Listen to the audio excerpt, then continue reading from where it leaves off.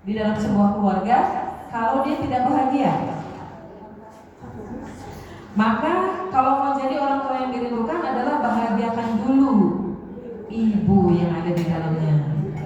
Ya, buat bapak-bapak yang ada di sini, saya kasih hadiah dulu, boleh gak buat bapak-bapaknya? Saya selalu bilang pentingnya membahagiakan seorang ibu, karena ibu yang bahagia adalah ibu yang bisa mendidik anak. Bapak bahagia punya istri yang sekarang ada sebelahnya? Ada nih yang mengganti? Enggak ya? Enggak ada ya? Mengganti kan nambah aja. Enggak ya? Jangan. Dirawat. Udah dipilih, pasti ini yang terbaik dari Allah Subhanahu wa Ta'ala. Nah, cara merawatnya kan pasti milih ini supaya dia bisa jadi bibit unggul buat generasi selanjutnya. Nah, saya gitu kan Pak? Iya nggak Pak? Itu. Nah, setelah itu pengen kan si ibu jadi wanita yang betul-betul bisa melahirkan generasi hebat. Iya Pak? Iya. Bapak udah bahagiain istrinya? Bahagia? Jangan ragu-ragu Pak. Jadi cara membahagiakan istri adalah iya aja deh, aja iya aja gitu ya. Kuncinya kemarin udah saya sampaikan juga di Igra 7 yang pertama adalah setiap 7 jam bilang I love you. Berarti sehari berapa kali? 3 kan 24 jam, ya kan? Ya, sehari belum 28 jam belum ya. 24 jam, 3 kali sehari, kayak minum obat, kayak makan. Perempuan itu butuh dibilang I love you berapa kali? 3. Berapa Pak? 3 kali. Bapak bilang I love you-nya jangan I love you terus. Bilang aja, cantik banget hari ini Mas.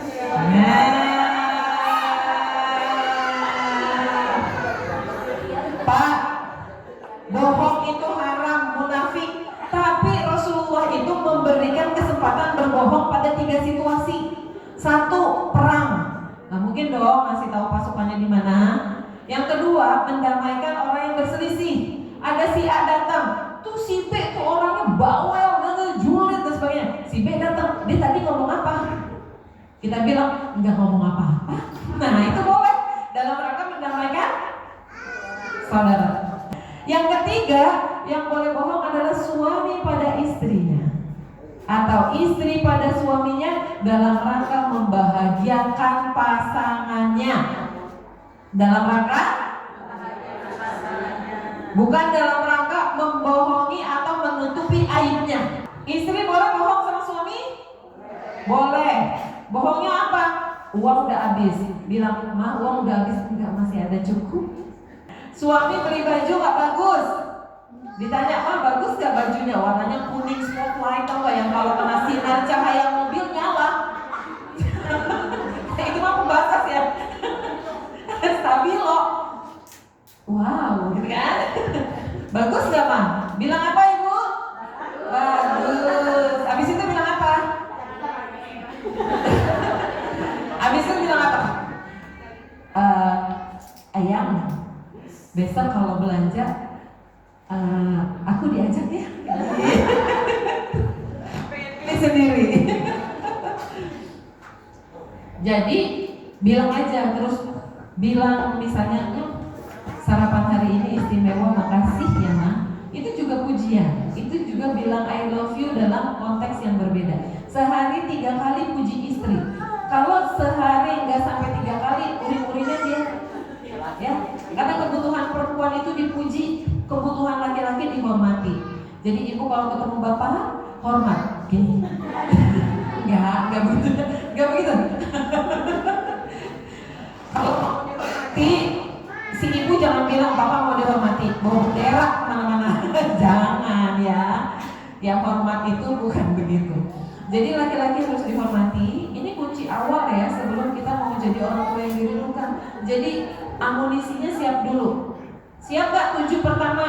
Uji. Ih, masakannya enak banget Ma. Beli garam di mana?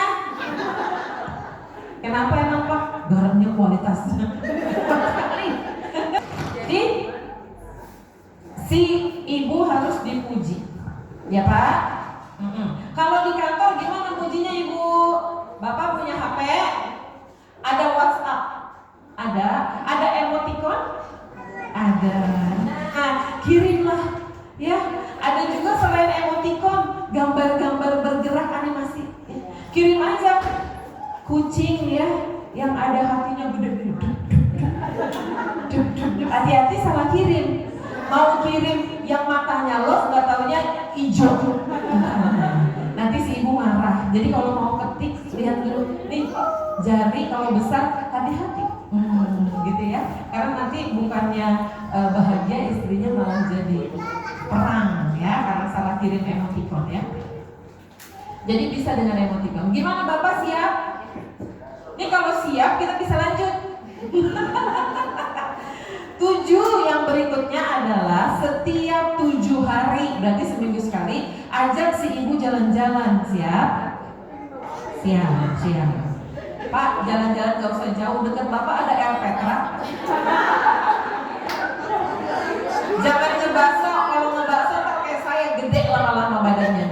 Ya, kolesterol lagi. Jadi 7 yang kedua adalah ajak jalan-jalan istrinya.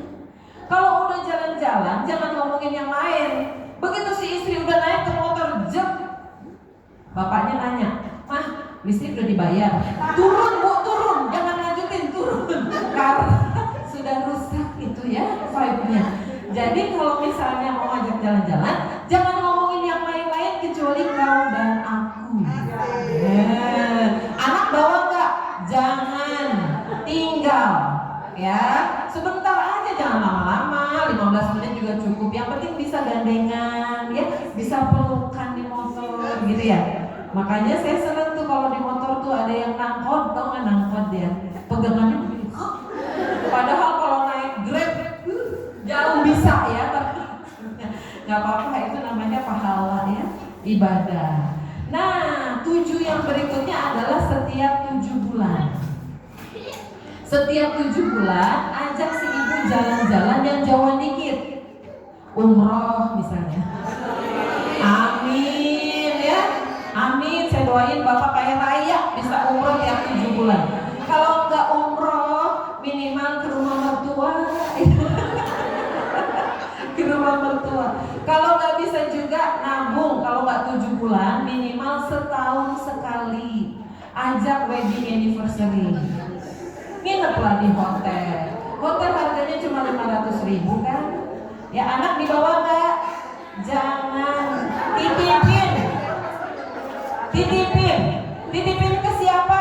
Ke ini kan banyak nih orang. Kan udah tahu ya, titipin saya mau 7 yang ketiga gitu ya. Ya udah gantian besok, iya gitu ya. Nah, jadi anaknya gak usah dibawa. Coba wedding anniversary, sewa hotel 500.000, gak punya uang Bu, boro-boro 500.000, ya udah oyo, dos ya, red dos 200.000 ya. Ya, jadi minimal tempat tidurnya ganti. Iya.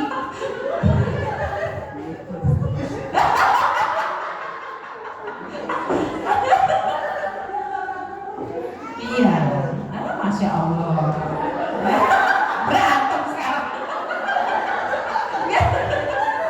Ini lucu sih. Siapa? Masya Allah. Masya Allah, Bang Toyib. Iya, gak apa-apa ya. Bahagiain istri itu pahalanya banyak. Nah, Bapak, Ibu, doa yang paling makbul itu doa dari ibu. Ibu itu kata Roma Irama keramat. Gimana lagunya? Ya ada kan lagunya? Ya cari ya browsingnya, keramat Roma Irama gitu ya. Tentang ibu. Kenapa Roma Irama kasih judulnya keramat? Karena kalau salah treatment bahaya, celaka kita kan. Ibu, dia doanya menembus langit. Yang merasa jadi ibu sekarang, kita ini adalah orang yang doanya dikabulkan Allah Subhanahu wa Ta'ala buat anak kita. Jadi kuncinya tuh itu, sering berdoa. Makanya Sudais itu dia itu kenapa jadi imam Masjidil Haram? Ada satu peristiwa, ibunya bikin kue, ada tamu, bikin kue cake dibakar, begitu keluar dari panggangan masih basah-basah atasnya tuh ya, mesti teplek gitu kan. Terus anaknya dari luar bawa pasir, dialurin pasir. Dia bilang misis, ibunya marah karena tamunya udah datang, ini mau disuguhin, marahnya gini, imam Masjidil Haram, gitu. Kalau ibu marah gitu. Kata-kata ibu tuh ajaib sekali buat anak, tapi buat suami kata-kata yang ajaib dari istrinya. Jadi kalau istrinya bahagia, doain suaminya dijamin lancar. Bu, rezeki saya seret banget, tuh istrinya bahagia nggak? Gitu ya. Nah, jadi ketika seorang perempuan dalam rumah tangga itu bahagia, dia akan jadi istri yang baik, suami juga sejahtera, dan anaknya akan jadi anak yang seperti kita inginkan, seperti Allah dan Rasulullah inginkan, insya Allah. Amin. Amin. Ini nanti tolong di next ngobrol ya. Ayat apa satu hal yang ya dalam interaksi sehari-hari dengan Tuhan? Yuk obrolin. Yuk ngobrol. Tadi si bapak-bapak udah dapat kan? Cukup ini semua yang ada bapak-bapak di sini kurang ya? Enggak kayaknya ini enggak ada cukup. Ya boleh istrinya yang pilih boleh, nggak usah pilih deh. Dikeluarin aja semuanya. Nah, masya Allah. Tepuk tangan buat bapak-bapak yang hadir. Iya. Masya Allah. Iya. Coba bapaknya yang masih ada di rumah suruh kembali. Ya, mudah-mudahan cukup nih. Kalau nggak cukup ya saya ganti dengan yang lain. Karena saya cuma bawa 10.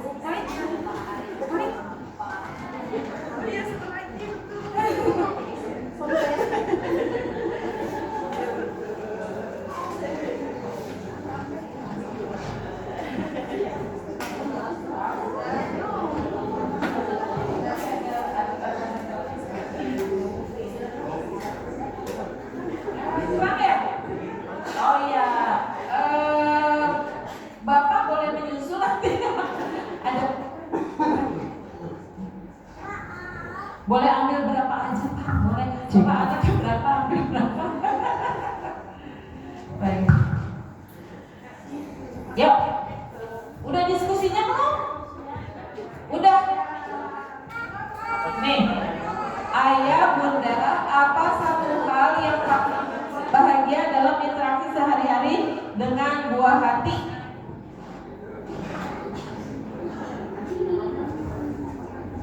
Ada? Udah, baik. Tolong moderator kasih ya. Yuk, silakan.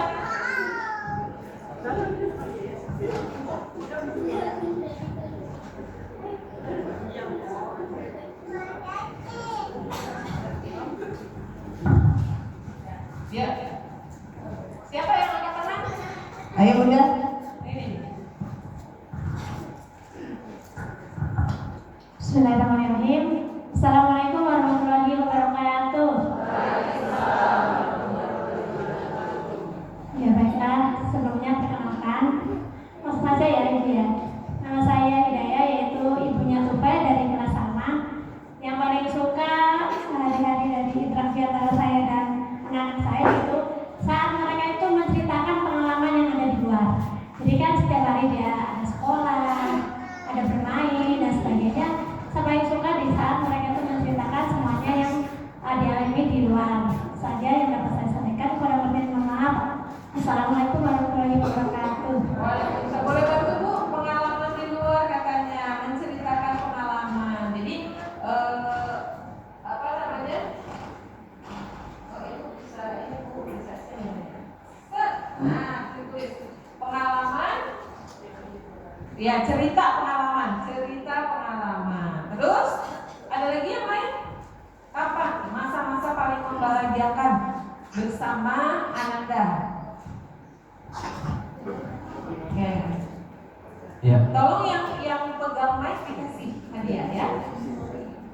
Harus habis karena saya nggak mau pulang lagi.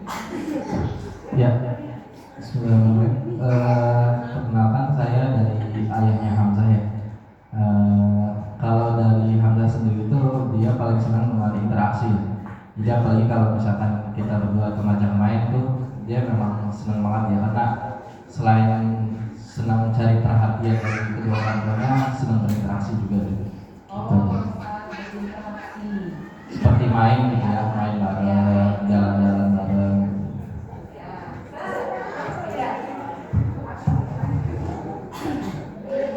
Ayo Bunda, siap lagi. Ada lagi? Oke. Bismillahirrahmanirrahim. Assalamualaikum warahmatullahi wabarakatuh. Waalaikumsalam. Saya dari Miriam, ayahnya Sakila dari Salma. Yang saya senang dari anak saya itu selalu yang diberitakan dari acara itu kegiatan di sekolah itu berbagi. Terus yang kedua itu saya suka dengan anak saya itu menggambar tanpa diajarkan, itu dia bisa menggambar sendiri tanpa proses, jadi dia bisa menggambar secara langsung gitu. Ya gitu aja ya. Assalamualaikum warahmatullahi wabarakatuh. Jadi pada saat dia menunjukkan prestasinya ya, prestasi ini tidak selalu akademik ya, atau menunjukkan kemampuannya. Silakan. Kan semuanya juga panitia jadi repot kan ya, bagiin pulpen. Nah, yuk. Assalamualaikum warahmatullahi wabarakatuh. Waalaikumsalam. Saya Bunda dari Sekolah Teruskan Rahmat Klub Persahabatan. Saya sangat bahagia di saat anak saya mengucapkan terima kasih apabila saya membuat masakan makan kesukaan dia. Masya Allah. Terus apabila dia pengen sesuatu atau mau beli mainan itu kan Bu, kebetulan di saat saya lagi nggak ada, anaknya nurut, mengerti kondisi orang tuanya. Oh, Masya Allah. Terima kasih. Assalamualaikum warahmatullahi wabarakatuh. Baik, cukup dulu ya. Cukup dulu. Ada banyak hal yang membuat kita bahagia. Ada banyak hal yang membuat kita bahagia. Sekarang, ya, bayangkan anak ibu yang saat ini mungkin paling bikin gemes. Nah, ya. Kalau yang anaknya satu ya dia bayangkan dia aja ya, jangan anak yang lain. Tapi kalau anaknya lebih dari satu, mana nih? Anak yang bikin gemes, ya Allah, gitu ya. Nah, coba bayangkan dia. Terus anggap saja saya anak itu. Dan saya bertanya kepada ayah sama bunda. Ayah, bunda, apa yang membuat ayah dan bunda bangga sama saya? Bayangkan pertanyaan itu diajukan oleh anak yang paling gemesin. Ayah, bunda, apa yang bikin engkau paling bangga padaku? Apa yang membuat engkau bangga padaku? Ya, ada yang mau menceritakan apa yang ingin disampaikan pada anak?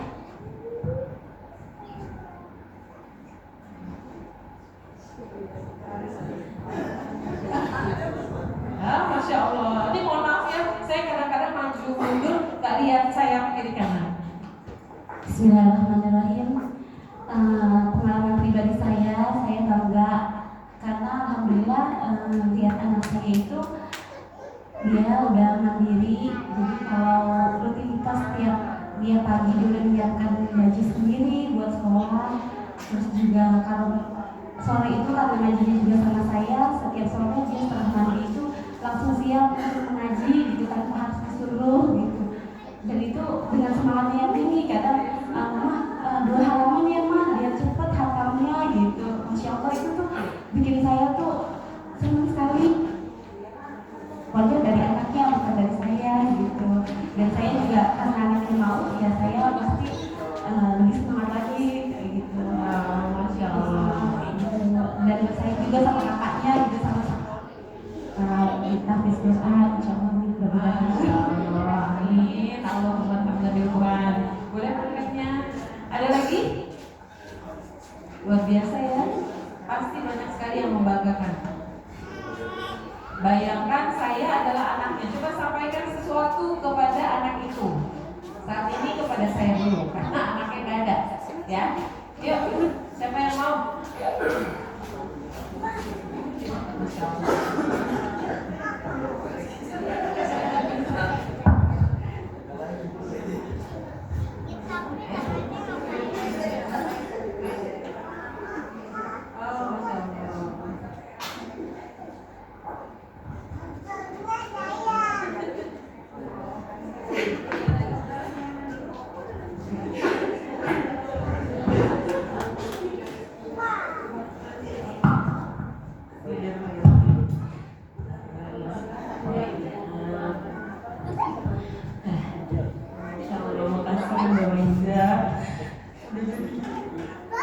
yang baik buat adiknya, bisa selalu membersamai adik. Adiknya kan gak beda jauh gitu ya umurnya tahun, tapi apapun yang Mama Iza punya itu pasti berbagi dan selalu ingat gitu sama adik. Sampai kayak misalnya kalau misalnya punya makanan di sekolah pasti ada menu makan sehat, dia tuh selalu misahin buat adik gitu. Jadi kayak ya walaupun di luar gak bareng adik, tapi insya Allah selalu inget gitu sama adiknya gitu. Nah, makasih udah bantu Uma buat ngomong adik.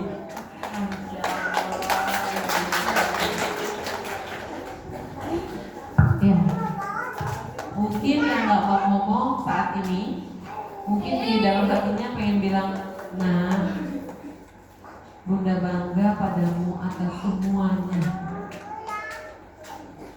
semuanya yang ada padamu. Jadi Masya Allah ya, bagaimana ketika kita mendapatkan anugerah dari Allah Subhanahu Wa Taala, betapa bahagianya kita yang hadir di sini karena kita sudah punya pasangan semua.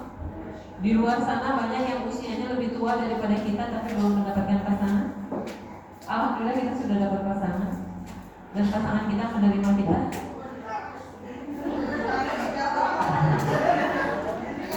Dia mah tinggal rujuk, ya. Dia nggak rujuk, tinggal milih karena laki-laki itu boleh, laki-laki boleh memilih, perempuan boleh menolak ya. Iya. Habis ini langsung dicariin sama orang yang di sini semua, ya. Oh iya, ada yang mau surga? Ada yang mau rumah khusus kafling VIP di surga? Nah itu caranya adalah jodohkan orang yang ada di bumi, maka di akhirat nanti dia akan mendapatkan satu kafling di surga. Nanti di surga kalau yang nggak punya kafling boleh temui saya. Kalau janji itu benar kafling saya banyak banget, saya jodohin Mbak. Ayo deh. Masya Allah. Ini quality jomblo. Di luar sana yang usianya lebih tua dari kita itu banyak. Saya ngajar di Trisakti, dosen di sana, orang rektorat, ya bahkan ada dosen ahli di sana kedokteran yang dia fokusnya pada bayi tabung, belum ya, yang usianya sudah 50 lebih, hampir 60 banyak yang belum nikah. Mungkin selama ini karir kali ya. Jadi saya bersyukur, alhamdulillah kita sudah dapat jodoh. Ya bersyukur karena kalau misalnya kita ingat, aduh pasangan saya ini buruk kelakuannya, misalnya, ingat aja dia seperti sapu tangan. Sapu tangannya sudah lusuh karena sudah dipakai, ya sudah lusuh. Tapi kalau sapu tangan itu dikasih sama orang yang kita cintai, disimpan nggak? Disimpan. Ya. Nah yang ngasih pasangan kita itu Allah Subhanahu Wa Taala yang sangat kita cintai. Maka sapu tangan itu meskipun mungkin lusuh, kita tetap mencintainya karena yang memberikan. Ya. Bersyukur juga ternyata di antara sekian banyak pasangan yang tidak punya anak, kita diberikan anak. Saya punya sekolah, yang sekolah saya ada 5, ya kayak balonku ya. Dia rupa-rupa warnanya ya. Itu guru yang belum punya anak banyak. Ya, yang seusia saya, bahkan lebih tua dari saya ada guru yang belum punya anak. Saya punya cucu 2, ya. Jadi ini adalah karunia. Tidak semua orang mendapatkannya. Dan ketika kita mendapatkannya, apa yang seharusnya kita lakukan? Yang pertama adalah menerimanya. Kemudian yang kedua, kita menjadi penyelam yang luar biasa, yang handal, penyelam. Kita masuk ke dalam samudera kehidupan anak kita temukan mutiara-mutiara yang ada di dalam dirinya. Pasti ada. Jadi jangan melihat sisi negatifnya, tapi kita akan menemukan sisi positifnya. Kita bangga padanya. Itu awal kita menjalin hubungan baik dengan anak kita, hubungan yang hangat. Nah setelah itu kita bisa memberikan treatment yang tepat, memberikan perlakuan yang tepat. Beda sih. Nah, pentingnya peran orang tua ini luar biasa. Setiap anak yang lahir itu membutuhkan orang dewasa di sekelilingnya. Dan yang paling dibutuhkan adalah ibunya. Di 0 sampai 2 tahun itu 75% ibunya yang sangat bertanggung jawab dan yang sangat lekat 75%. Kenapa? Karena asik. Ya, cara pendidikannya gimana? Dengan dekapan, dengan cinta, dengan kasih sayang, dengan tatapan, dengan senandung. Itu ibu yang punya. Karena ibu itu punya emosi 2 kali lipat. Ya, emosi yang baik ya, emosi yang baik kepada anaknya ya. Sehingga perempuan itu rata-rata romantis gitu ya. Maka anak usia 0 sampai 2 tahun itu butuh kelembutan, kasih sayang, dan itu yang punya ibu ya. Nah terus 0 sampai 2 tahun 75% ibu, bapaknya ada 25%, karena tetap aja ada ya. Nah setelah itu usia 2 sampai 7 tahun usia tufulah. Penting sekali si ibu ada di dekat anaknya 2 sampai 7 tahun. Tapi pembagiannya udah 50-50 nih. 50-50. Jadi usia anak 2 sampai 7 tahun itu yang berperan adalah bapak dan ibunya. Kapasitasnya 50-50. 50-50. Jadi bukan ibunya yang berkuasa. Si ibu ini kadang-kadang ya Pak, namanya juga the power of mama ya. Ibunya ini sering marahin anaknya ya, kadang-kadang jewer, kadang-kadang gemes gitu ya. Tapi kalau bapaknya marahin anaknya boleh. Iya. Ya, kata si ibu, langkai dulu mayatku. Itu anakku. Aku yang melahirkan. Dia lupa kalau dia cuma dititipin doang. Ternyata ibu banyak, bapaknya semua. Begitu si ibu marah sama si bapak, anaknya kenapa? Soalnya dia sama sama bapak. Ya, nanti sama anaknya kasihan kan? Jadi 2 sampai 7 tahun ibu dan bapaknya. Apa yang bisa dilakukan oleh ibu dan ayah di usia 2 sampai 7 tahun? Banyaklah interaksi yang menyenangkan, bermain. Apalagi cerita. Tadi kan bahagianya pas cerita ya, pas lagi cerita. Karena di dalam Al-Quran sendiri itu 70% isinya kisah. Jadi pendidikan terbaik di anak 2 sampai 7 tahun adalah kisah. Mau bikin anak jujur bisa nggak? Bisa pakai kisah. Ya, mau kodok yang jujur kek, kucing yang jujur, apalagi cerita Rasulullah Al-Amin. Pakai lagu bisa nggak? Bisa.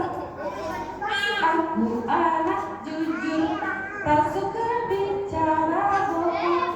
Aku anak jujur, tidak suka omong kosong, dan seterusnya. Jadi bisa tuh tentang Rasulullah. Rasulullah selalu berkata benar. Rasulullah tak pernah berdusta. Jadi ketika kita menasehati bisa dengan lagu, bisa dengan cerita. Pakai nasihat bisa nggak? Anak dinasehati itu belum di bawah 7 tahun ya, belum memahami betul. Jadi ibu mau ngomong banyak, udah dikasih tahu 3 kali masih begitu juga, gitu kan? Iya. Jadi kalau nasihat, kalau anak mau cepat bisa memahami nasihat kita, berapa kali harus diulang? Siapa yang tahu? Misalnya kita kasih tahu ya, nah kamu harus jujur. Berapa kali kita harus bilang sama anak? 3 kali. Oke. Ada lagi? Yang lain? 5 kali. Oke, lebih banyak. Ada lagi? Setiap hari. Ya, setiap hari sampai kapan? Sampai ngerti, sampai kebiasaan. Para ahli meneliti seorang anak memahami bahasa ibunya, maksudnya itu harus diulang 1000 kali.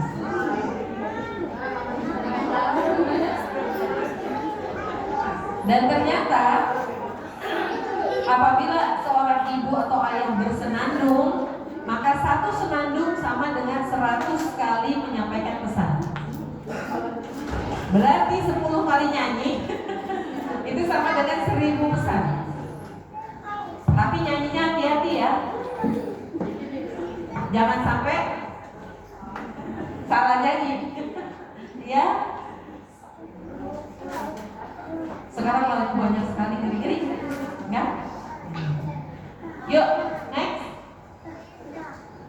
next lagi.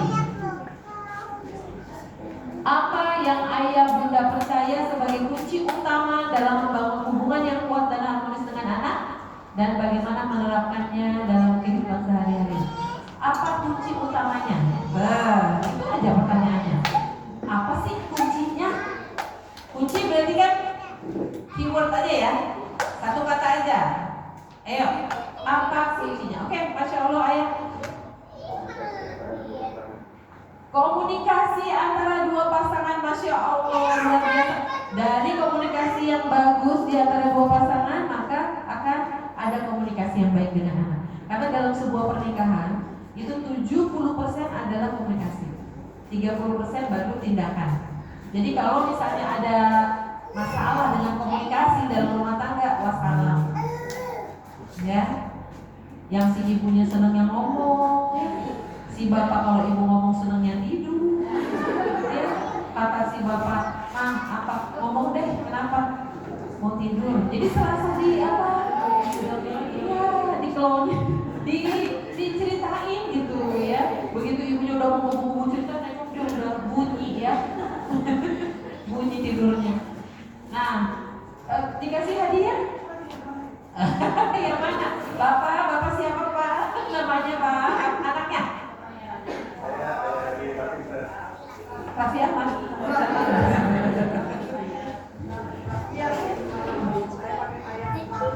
Ya, Masya Allah ya. Ada lagi yang lain? Oke, nih ada 2 orang, boleh mic-nya sama sama hadiahnya sekalian dibawa ya. Ya. Iya, ya. Ibu sebelah kanan. Ya. Saya dari Mama Niza Rizky Prakoso, kelompok Kholid, saling bekerja sama. Masya Allah. Bersama Kolab ya. Iya. Masya Allah. Ini kolaborasinya sama siapa Bu? Ayam Beb. Ayam Beb. Masya Allah.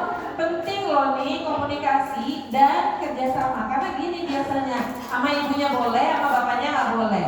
Atau sebaliknya, sama ibunya nggak boleh, dia lari ke bapaknya. Nah ini ketika pola asuh seperti ini, maka tidak akan, mungkin ada salah satu orang tua yang dirindukan sama anaknya karena ngasih-ngasih terus ya, tapi nggak bagus untuk anaknya. Ya. Apa kata kuncinya? Sabar. Masya Allah. Orang sabar, subur. Orang sabar, disayang Tuhan. Orang sabar, apa? Gak ada batasnya, Masya Allah ya. Alhamdulillah gak ada yang jawab. Orang sabar, kesel.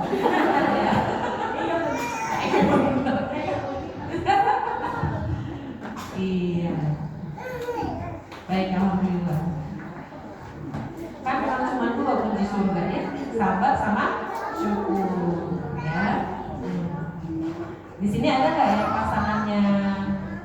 Jadi kalau ada pasangan yang satu pasangannya bagus atau cantik, yang satu enggak, itu masuk surga pasti dua-duanya. Iya, karena yang satu bersyukur dapat pasangan yang cantik atau ganteng, yang satu bersabar. Yang biasa. Kalau cantik sama ganteng ya masuk surga juga kan, bersyukur semua ya. Ya kalau jelek dua-duanya masuk surga juga, sabar semua ya kan. Baik, ya. Next yuk. Lagi. Oke, ini pilar hubungan yang sehat. Pilar hubungan yang sehat ada berapa? Ada 5. Ada nggak tadi yang disebutkan? Komunikasi, terus apa lagi? Waktu berpuasa. Iya, ada kerjasama juga di sana ya, dengan empati, pengertian ya. Kemudian ada kasih sayang tanpa syarat, itu dengan kesabaran ya. Jadi Masya Allah, semua yang disampaikan itu adalah memang pilar-pilar dari menjalin hubungan yang positif sama anak, sehingga kita jadi orang tua yang dirindukan. Untuk jadi orang tua yang dirindukan juga harus mengkomunikasikan apa yang kalian dirindukan. Saya sama bapak saya, bapak saya sama profesinya supir ya. Bukan? Itu loh bapaknya biar nggak pulang-pulang. ya. Bapak saya tuh profesinya banyak ya. Jadi pernah jadi petinju, pernah jadi supir antar kota, ya truk, terus pernah jadi penari karena kakek saya itu rakyat jelata yang dikasih gelar tumenggung sama Keraton Yogyakarta karena menciptakan karya-karya untuk keraton. Itu kakek saya. Jadi bapak saya juga penari. Saya juga dulu penari dulu ya. Di sini nggak boleh disebut penari ya. Nah terus jadi masya Allah ketika kita menjadi orang tua yang gak dekat sama anak karena tugas yang luar biasa, maka yang dibuat oleh bapak saya dan bapak sama ibu saya paling dekat sama bapak saya karena dia itu setiap pulang pasti dongeng. Emang zaman dulu dongengnya tuh ya semuanya klinik ya. Putraku si ande lumut ya begitu tuh ya, terus bawang merah bawang putih, terus timun mas yang dikejar-kejar buto ijo ya kan, terus pokoknya Jakataru ya itu si ahli mesum itu ya, karena dia ngintipin ya bidadari lagi mandi diambil pula selendangnya ya ampun ya kan. Jadi cerita-cerita zaman dulu tuh akhirnya membentuk orang Indonesia yang korupsi, yang mesum, yang segala macam gitu ya, karena ceritanya tuh kurang baik. Nah, kita bisa cerita yang lain, tapi meskipun ceritanya kayak begitu, itu bikin kekuatan hubungan saya dengan bapak saya luar biasa.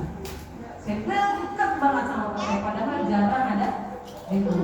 Jadi tiap bapak saya pulang dia cerita, saya minta ceritanya itu lagi, Timunas lagi, karena bapak saya kalau memperagakan buto hijau lucu gitu, jadi cerita Timunas lagi gitu, dan dia nggak bosan-bosan gitu ya, atau nggak cendelaras, nggak bosan-bosan.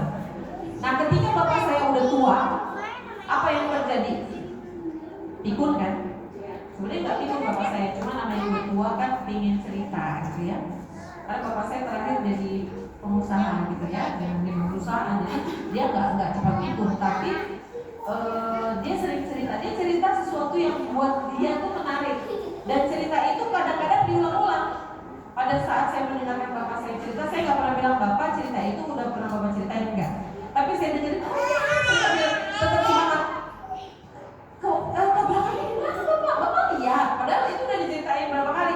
Iya lihat, kasihan. Oh terus gimana gitu ya. Saya selalu kasih reaksi yang positif. Kenapa? Saya ingat waktu kecil saya minta dia mengulang-ulang cerita. Jadi ketika dia udah tua, dia ulang-ulang cerita, saya iya saya bilang ya ini cara saya membalas gitu ya. Jadi nanti dampaknya akan kita nikmati di masa tua. In ahsantum ahsantum li anfusikum wa in ahsantum falah. Kebaikan yang kamu lakukan akan kembali kepadamu. Keburukan juga begitu. Ya insyaallah. Dan apa yang kita lakukan untuk anak-anak kita itu fa may ya'mal mithqala dzarratin wa may ya'mal syarran. Kebaikan itu meskipun kecil sebesar zarah itu debu yang kelihatannya cuma kalau ada sinar matahari masuk tuh di situ ada debu-debu tertentu, zarah seperti itu meskipun kecil Allah balas. Jadi nanti balasan dari anak kita itu dari apa yang kita lakukan. Yuk, biar ingat. Itu ya, pakai dulu. Nah, kita nyanyi pelangi-pelangi bisa kok. Pak, bisa dulu belajar lagu pelangi-pelangi, Pak. Bapak, pelangi-pelangi.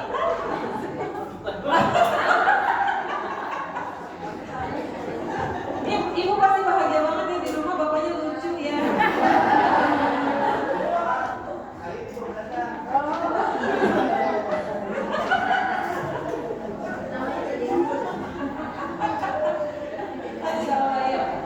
Pelangi-pelangi yuk, pilar cintaku, alangkah indahmu, kasih sayang anak, dan dengarkan anak, waktu berkualitas, hanya kau dan aku, empati relasi, disiplin positif. Iya, disiplin positif, Masya Allah. Ya, benar-benar ingat ya. Jadi apa yang menjadi pilarnya? Ini pilarnya.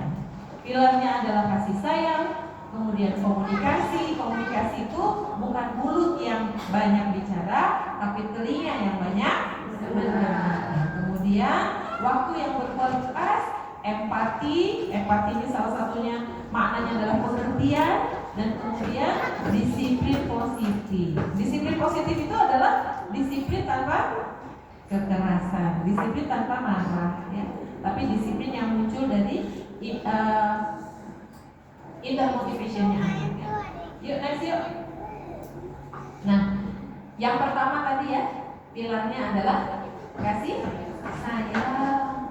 Memberikan kasih sayang kepada anak adalah fondasi yang utama. Jadi kalau 0 sampai 2 itu hanya kasih sayang, gak ada yang lain. Gak ada nasihat apa segala, dibujuk dirayu, gak, hanya kasih sayang. Bahasanya bahasa cinta, bahasanya bahasa kasih sayang. Boleh dan tidak boleh dengan bahasa kasih sayang. Kalau sampai ada sesuatu yang tidak tepat di usia 0 sampai 2 tahun, maka otak anak akan rusak. Jadi kerusakan otak pada anak di usia setelah lepas 2 tahun bisa disebabkan oleh kesalahan pola asuh orang tuanya. Mungkin pernah dibentak, apalagi sampai dikurung di kamar mandi, ya. Atau mungkin ya pernah diprototin gitu ya. Atau nggak usah ngomong apa, cuman gitu ya. Itu juga bisa bikin otak anak dendritnya terputus karena itu ya. Jadi Rasulullah itu sudah wanti-wanti. Tadi yang saya sampaikan adalah pola didik atau pola asuhnya Rasulullah SAW ya. Terus kemudian 2 sampai 7 tadi kan banyak kisah. 7 sampai 10. Nah, 7 sampai 10 bagaimana penanganannya? Itu baru pesan. Ya. Kalau usia 2 sampai 7 enggak usah banyak pesan. Kesan yang banyak. 2 sampai 7 kesan. Apa yang dia rasakan itu yang paling penting. Tapi 7 sampai 10 pesan. Karena dia sudah mulai berpikir dengan baik. Pesan. Kalau dia nggak ngerti pesannya, marahin. Boleh. Bunda, ayah, ayo marah. Kalau dia nggak sholat. Itu di usia berapa? 7 sampai 10. Siapa yang sudah pernah marahin anak di bawah 7 tahun? Gak usah angkat tangan, saya udah tahu di bawah begini kan? Ya, jadi jangan ngaku deh, ya. Udah tahu saya pasti pernah. Bagaimana kalau kita istighfar jamaah?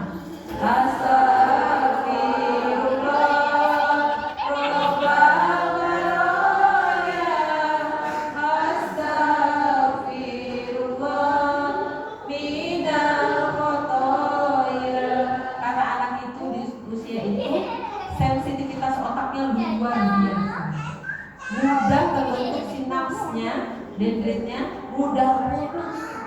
Diprototin aja putus, diprototin tuh ratusan putus, dibentak ribuan putus, dicubit, dipukul, dihukum jutaan yang putus. Nanti kalau udah gede, kalau diajak ngomong, hah? Coba kalau misalnya suami ibu, kalau diajak ngomong, ah, apa mak? Nah, mungkin dia juga dibentak. Atau sebaliknya si istri juga diajak ngomong, apa? Nah, mungkin dulu dibentak. Ya, maklumin aja, jangan tambahin. Kan dibentak tambah putus lagi. Ya, itu nggak bisa disambung. Dendrit tidak ada teknologi yang bisa menyambung. Tapi kita bisa menstimulasi di bawah 7 tahun. Kalau masih di bawah 7 tahun masih bisa. Di atas 7 tahun udah nggak bisa. Caranya gimana?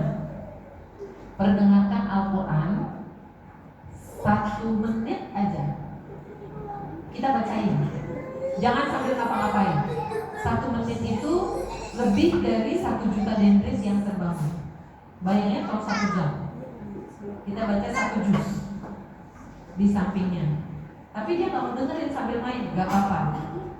Tapi dia benar-benar gangguin, Qurannya diambil ketika dia tidur. Baca Quran di sampingnya.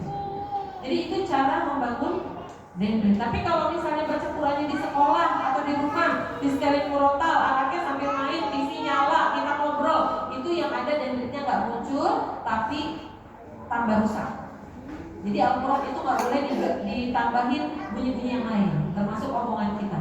Makanya di dalam surat Al-A'raf berapa tuh? 200 berapa tuh ya? Wa idza quri'a al-Qur'an fastami'u lahu wa ansitu la'allakum turhamun. Apabila dibacakan Al-Quran maka diam, tenang, maka kamu akan mendapat rahmat. Ternyata memang harus diam, dengarkan. Gak usah lama-lama, semenit. Oh saya bisa 5 menit, alhamdulillah. Saya bisa 10 menit, alhamdulillah. Itu cara memancing tumbuhnya dendrit. Dan salah satunya juga adalah untuk memancing tumbuhnya dendrit adalah buat dia bahagia. Kemudian ketika dia sedang bahagia kasih tantangan. Ya, misalnya dia lagi main Lego ya, terus coba buatkan bunda rumah. Nah itu juga sinapsnya muncul. Jadi bahagia dulu kan. Ya. Kalau laki-laki beda lagi. Kalau laki-laki supaya muncul sinapsnya banyak dia harus kenyang dulu. Dia harus cukup istirahatnya dulu. Ya. Itu laki-laki karena laki-laki sejak dilahirkan sampai meninggalnya dia labil. Dia tidak akan bisa konsentrasi kalau dia lapar, kalau dia mengantuk. Ya, makanya laki-laki sejati itu laki-laki yang pelor, nakal di mana aja melor gitu katanya ya. Karena memang itu kebutuhannya. Gitu. Ya. Bapak kalau lapar udah ringan kan? Ya. Gitu ya. Itu kok ada makanan gini-gini. Kode. Ya. Atau misalnya pas malam bilang, "Mah, kok anak-anak belum tidur sih?" Nah, itu berarti dia lagi stabil ya. Dia mikir kestabilan dari istrinya. Ya. Ini kasih sayang. Nanti kalau udah 7 sampai 10 boleh dimarahin, 10 sampai 15 boleh dipukul. Kalau nggak sholat. Tapi mukulnya itu seperti kita di persidangan, bukan langsung mukul. Sidang. Dia tahu apa kesalahannya. Kalau dulu dia punya pengacara ya. Jadi disidangkan dulu, diputuskan bahwa dia bersalah, baru dipukul. Pada saat pukul dia harus siap. Kapan kamu mau dipukulnya? Dan mukulnya itu harus di tempat yang tidak membahayakan. Kedua, tidak boleh menimbulkan bekas. Makanya kalau mau pakai ikat pinggangnya digulung sampai habis 3 pensil aja. Terus pukulnya di daerah yang daging, ya itu nanti bunyinya kencang cetak, tapi nggak terasa. Dan dia harus pakai alas ya, baju. Itu kalau nggak sholat setelah umur 10 tahun. Gitu ya, bukan dulu. Enggak, disidang dulu. Gitu. Pak Hakim dan Pak Jaksa. Iya, jadi kan ada orang. Jadi kan harus disidang dulu sih. Bapak pengen nyanyi ya Pak ya? Ya kan? Ya Allah, Bapak pura-pura. Bapak nanti ngajak istri pulang. Nah dulu belum selesai. Ini Bapak lucu banget ya. Terus, ya. Terus kalau udah 15 tahun, ada yang punya anak 15 tahun? Ada? Itu udah gak bisa dia pakai lagi. Itu temen udah. Mau ngobrol sama dia, obrolannya tuh jangan yang penting, udah yang remeh aja. Kopi yang enak di mana? Gitu. Ya. Jadi bukan yang serius-serius. Nanti kalau serius ada waktunya yang dia yang mau bicara. Ya. Terus kalau mau ngobrol sama dia cari tempat yang nyaman. Anak-anak zaman sekarang ya nyarinya kafe. Gak apa-apa, yuk kopi. Ada kafe yang murah ya. Ini nggak iklan guys. Kopi kenangan, ya. Kenangan mantan yang nggak manis. Gak sugar. Cuma 19.000. Oh tapi ada yang lebih murah lagi, kopi jago. Tapi nggak ada tempat.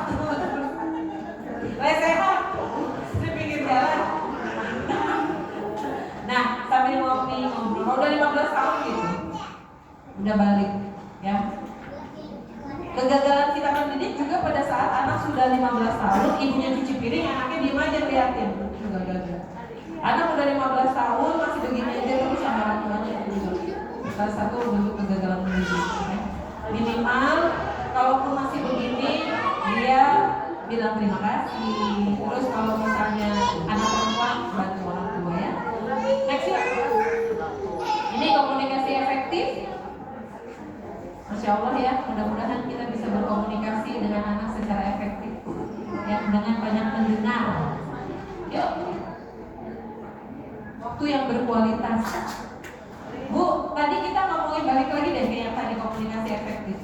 Cara komunikasi efektif sama anak gimana kalau usianya masih 2 sampai 7 tahun? Ya, komunikasinya, komunikasi, bicaranya. Ya, sebelum tidur sambil dongeng ya, ngobrolnya gitu. Terus apa lagi? Kalau misalnya dia lagi nggak mau tidur di siang hari atau di pagi hari gimana komunikasinya? Nyanyi, masya Allah. Ada lagi yang lain? Iya ya, kan dulu nyanyi dulu ya. Kalau melihat sampah diambil, dibuangnya kemana? Ke tempat sampah. Nyanyi aja. Karena pengen efektivitas ya. Iya. Apa lagi komunikasinya? Pujian. Jangan pelit puji anak. Puji bisa nggak sehari puji sekali aja? Contohnya?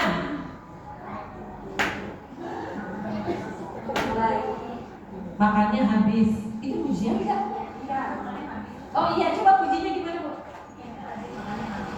Masya Allah, ini pinter, ada makannya habis. Bapak suka puji ibu nggak mau makan habis? Tahu nggak cucu saya 2 tahun, kalau saya makannya habis ya dia bilang, ih Uti pinter, hebat, makannya habis, nanti gede loh. Ya kami itu yang nggak enak, astagfirullahaladzim. Saya mau ketawa tapi perih, ya kan?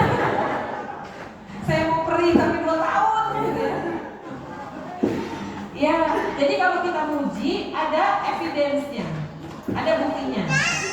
Pinter, udah taruh sepatu di raknya, jangan pinter, hebat, apalagi ya Allah, anak kerajaan, anak kerajaan. Kata bapaknya, mahkota saya mana? Raja mana? Jadi nggak usah berlebihan pada saat memuji. Puji aja apa adanya, by evidence. Jadi kalau kita memuji, dia tahu kenapa dipuji. Wanginya anak muda sudah mandi, misalnya gitu ya. Jadi pujian adalah bahasa komunikasi efektif sama anak, gitu ya. Dan kalaupun misalnya kita tidak suka dengan perbuatannya, kita bisa kasih muka yang nggak enak, kenapa, gitu ya. Terus kalau dia lagi marah-marah, kita tunggu dia selesai dulu marahnya, lalu tantrum kita tebatkan dulu tantrumnya, baru kita tanya. Pertanyaannya jangan kenapa. Usahakan tanyanya jangan why, karena why itu menyudutkan, karena why itu menghakimi. Tapi tanya depannya what, apa. Jadi kalau misalnya dia tantrum nangis, nanyanya gimana? Apa? Iya, apa yang membuatmu seperti itu? Susah jawabnya. Ya, apa yang membuatmu seperti itu? Apa yang menyebabkan kamu sedih? Ya, apa yang menyebabkan kamu sedih? Ya, karena yang kelihatan kan? Karena kalau apa yang menyebabkan kamu seperti ini? Aku seperti ini karena kamu. Karena kamu.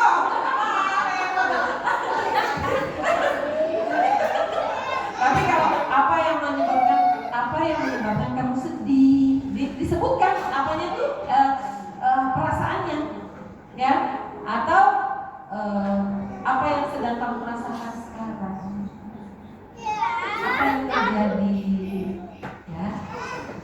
Makanya kalau dia pulang sekolah juga, yang ditanya apa hal yang paling menyenangkan di sekolah tadi, apa hal yang bikin kamu sedih hari ini, itu pertanyaannya, bukan tadi belajar apa, sumpah itu ngebosenin, ya. Tahu gitu orang banyak banget. Ya tanya aja sama guru, lihat-lihat boleh ya, kan ada namanya PPH. Iya, rencana pembelajaran harian itu tanya aja, ya. Jadi jangan pernah tanya tadi kamu ngapain di sekolah, ini males banget jawabnya.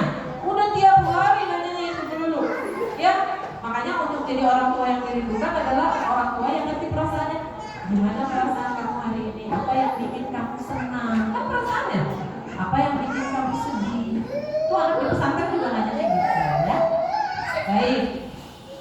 Itu komunikasi yang efektif. Jadi pujian. Oke ya, bisa puji ya? Bisa. Janji ya? Janji. Alhamdulillah. Yang berikutnya, waktu yang berkualitas. Waktu yang berkualitas hanya kau dan aku. Seperti tadi yang saya bilang 777 hanya kau dan aku. Sama anak juga harus punya kau dan aku ya. Kualitas. Kalau anak dia bahasa cintanya pujian dan dia tidak dipuji, maka nanti di sekolah dia jadi orang yang suka melakukan perundungan, bullying. Apa bullying? Anak yang senang dipuji tapi tidak dipuji, dia menghina orang, ngata-ngatain orang. Ih, baju kamu jelek. Ih, kok bokal kamu cuma kayak gituan sih? Gitu ya. Jadi dia akan menghina orang lain. Itu bullying verbal. Kalau dia harusnya dapat pujian hari itu, dia akan puji. Ya. Jadi bapak juga harus tahu istrinya itu kan butuh pujian ya. Kalau ibunya nggak dipuji, nanti dia kata-katain bapak. Siapa di sini bapak yang pernah dikatain? Itu berarti dia wanita. Kenapa dihina ya Pak ya Allah ibu? Puji Pak, puji ya.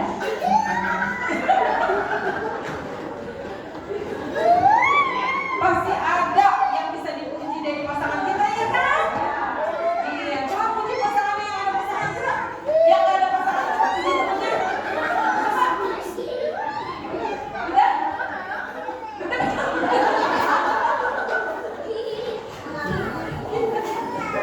Puji Pak, puji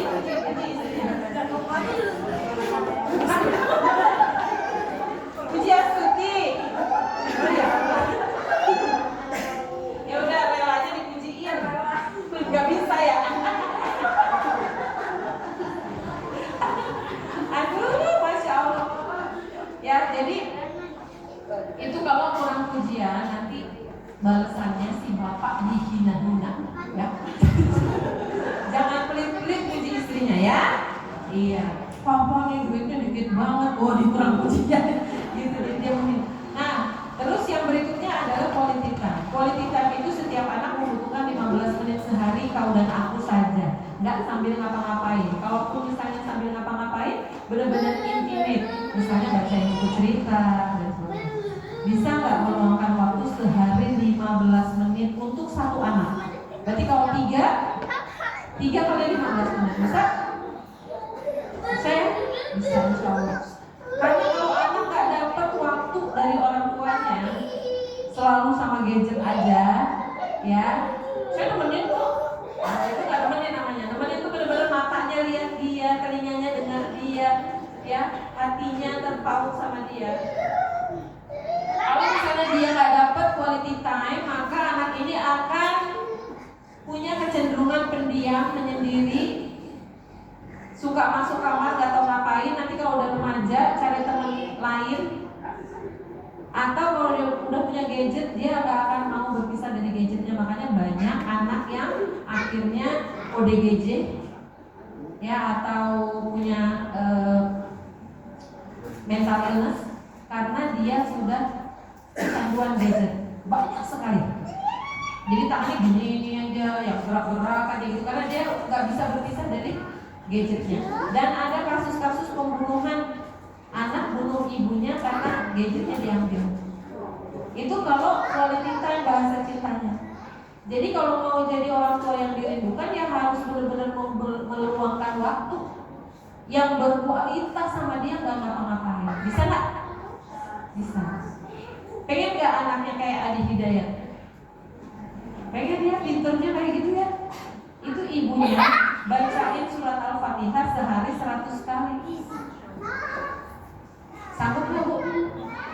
Bisa kurang nggak? Kan bisa nawar kan ya? Bisa kurang? Bisa. Berarti turun, bukan Adi Hidayat ya kan?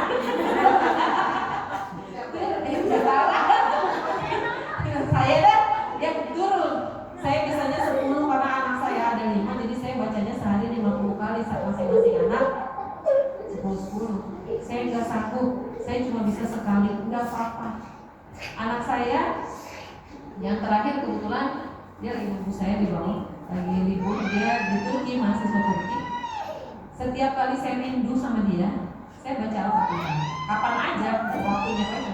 Setiap saya selesai baca Al-Fatihah, dia pasti WA saya, Ibu, minta duit enggak? Ibu, saya bilang ada apa? Aku hari ini mau ketemu sama orang, ada kerjaan baru. Jadi dia di Turki mahasiswa tapi juga kerja di atas pertahanan. Di atas pertahanan. Jadi kalau ada tamu-tamu jenderal-jenderal TNI ke sana dia yang menangani. Dan belakangan ini memang sejak kepemimpinannya Pak Prabowo sering ya TNI ke sana karena beli senjata. Ya gitu ya. Jadi kalau misalnya waktu berkualitas ini nggak ada, aduh sedih banget ya anak beneran desperate deh. Karena harapan dia ya bapak ibunya. Kalau emang nggak mau meluangkan waktu ya jangan punya anak. Ya kalau mau meluangkan waktu setengah jam aja, anaknya 2 aja dulu. Ya, karena kalau anak banyak juga meluangkan waktunya juga harus banyak. Ya, saya ucapkan mewakili anak-anak terima kasih ya. Terus, habis itu apa? Empati dan pengertian. Empati itu artinya bukan kita jadi dirinya, tapi empati itu kita seperti memakai sepatunya. Atau empati itu seperti orang yang misalnya ya kita empati orang kecebur kolam. Empati bukan kita harus nyebur ke kolam itu, tapi kita ulurkan tangan untuk menolong orang itu dari kolam. Jadi ketika kita menolong anak kita, bentuk empati dan pengertiannya adalah berusahalah menjadi coach untuk anak kita. Menjadi coach, pembimbing, bukan sebagai guru, tapi sebagai coach. Belajar deh coach itu apa ya? Coach itu adalah orang yang empowering orang lain, ya, dengan pertanyaan-pertanyaan, ya. Kamu setelah ini mau meraih apa, misalnya? Apa yang kamu inginkan? Terus bagaimana cara meraihnya menurut kamu? Terus apa hambatannya? Terus apa langkah-langkahnya? Mana langkah yang terbaik yang mau kamu ambil dulu? Jadi itu fungsi kita. Tapi bahasa anak tentu lebih sederhana, ya. Apa yang kamu mau, gitu ya? Dan seterusnya. Yuk, next yuk. Nah, ini juga batas dan disiplin positif. Kadang-kadang yang menjauhkan kita sama anak-anak adalah ketika kita mendisiplinkan mereka. Iya nggak? Iya, kita mendisiplinkan mereka, akhirnya mereka merasa terkekang. Apalagi usia kita beda sama anak ya. Di sini ada baby boomers, pasti nggak ada ya. Ada yang generasi X, lahir dari tahun 64 sampai 74, nggak ada. Saya ulang. Yang generasinya milenial,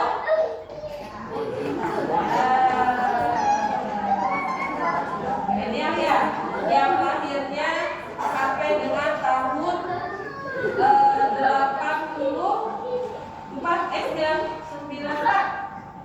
94 lah ya, milenial. Ini hati-hati ya milenial ini. Di Biro Pusat Statistik ya dan di BKKBN juga di Pengadilan Agama, tingkat perceraian tertinggi di generasi milenial. Kenapa? Karena generasi milenial ini udah kenal uang ya. Mulai matre dikit-dikit. Karena didikan pola asuh sebelumnya kerja, belajar, gitu kan? Orang tua nyuruhnya jadi pegawai negeri, gitu ya. Jadi begitu udah jadi generasi milenial, cari duit aja, gitu ya. Gitu. Nah, tapi generasi milenial ini adalah generasi hebat yang punya kecenderungan menerima teknologi lebih hebat daripada generasi X. Generasi X. Nah, habis itu generasi milenial atau generasi Y, lahir lagi generasi X, Z, X, Y, Z, atau disebut juga Gen Z yang lahir tahun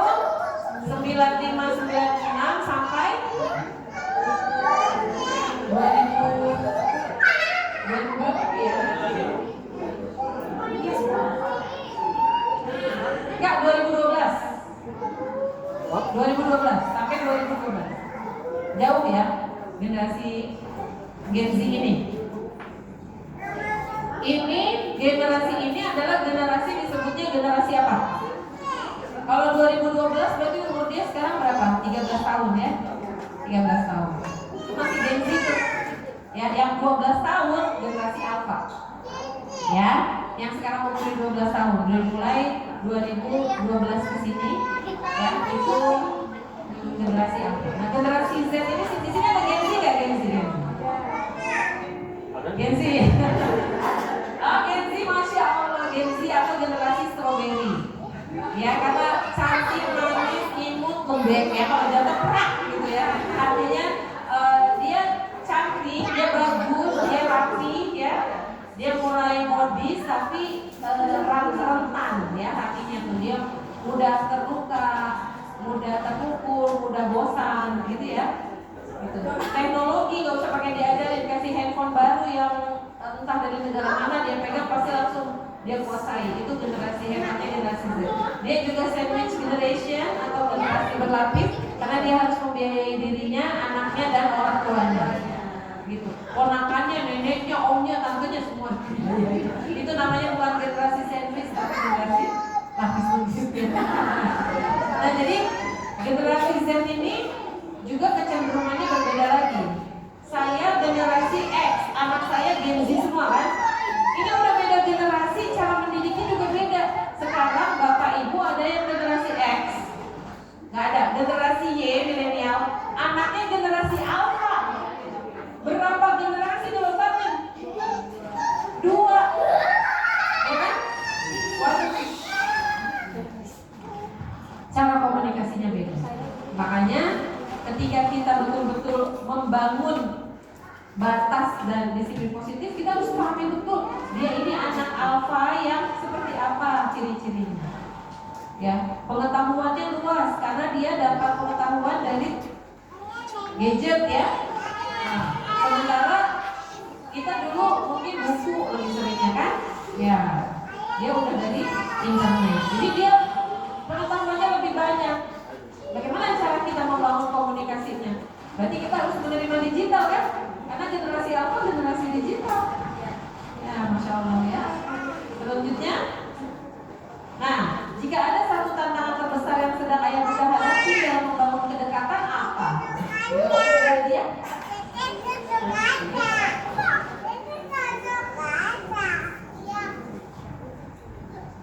Ada?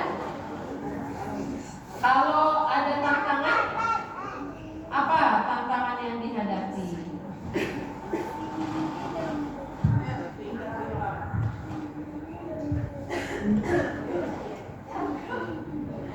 Hadiahnya mungkin diganti lebih menarik, jadi tantangan banyak ya.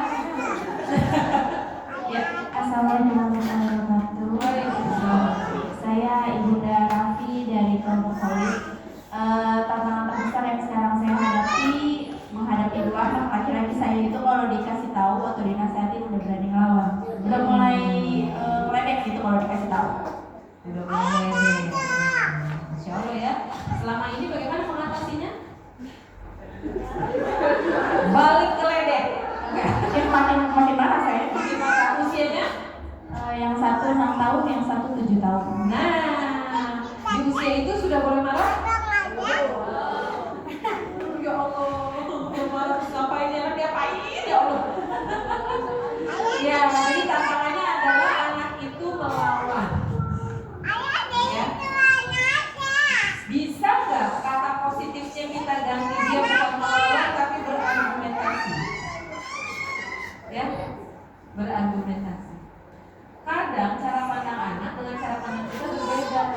Ya, dia cara pandangnya sudah digital minded ya, udah berbeda dengan apa yang kita pikirkan. Cuman kan kalau orang tua itu kan pokoknya ya, pokoknya bunda benar. Kalau itu pasal 1 ya. Pasal 2 kalau bunda salah, lihat pasal 1 ya, begitu ya.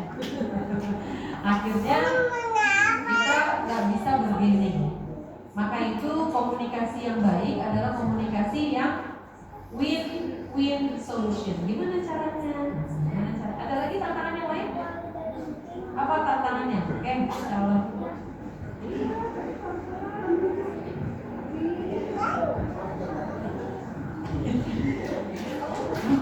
Assalamualaikum warahmatullahi wabarakatuh. Saya ibunda dari kelompok Holly. Jadi tantangan terbesar saya untuk saat ini, anak saya kan 3 usianya, yang 1 8 tahun, 1 5 tahun, 2 tahun. Yang kakaknya ini udah mulai bisa protes Bu, kayak kalau misalnya tidur, kenapa sih adik terus? Kenapa sih adik terus? Padahal saya selalu berusaha untuk adil ya, dia menurut saya, tapi anak itu selalu komentar enggak, pokoknya mama adik, aku selalu enggak seperti itu. Saya sudah berusaha untuk kakak ini dulu, kalau kita kemana-mana kakak kan lahir duluan, ini semua mainan di rumah punya kakak, ini adik semua tuh nggak ada yang mami beliin, kamu doang. Terus kayak baju semua lah sudah saya pesan, tapi masih ada kata-kata itu yang selalu kayak keluar kalau malam tidur, gantian tuh aku sama mami, kamu dulu. Tapi sekarang tiga-tiganya nempel semua Bu sama. iya. Terus bapak masih apa Pak? Bapak memang penggemar di pojok sendiri. Apa saya bilang, yaudah deh kalau mamanya di situ gitu kan. Tapi mereka nempelnya ke saya gitu Bu. Kadang-kadang memang ada seorang ayah yang tidak suka digemari anaknya. Tidak suka digemari. Yuk next dulu yuk, next dulu. Ya. Nah ini sebenarnya tantangan yang terbesar ya. Tantangan terbesar dalam menjalin komunikasi yang efektif, menjadi orang tua yang dirindukan, ini tantangannya. Ya. Kalau tadi yang pertama anaknya lawan. Sebenarnya itu bukan melawan, tapi berargumentasi, dan karena kita sibuk, waktu kita tidak banyak untuk menyelesaikan argumentasi itu, maka kita bilang anak itu melawan. Coba duduk. Apa yang kamu mau sih? Butuh waktu. Ya, makanya siapa bilang seorang ibu rumah tangga itu nggak punya keahlian apa-apa?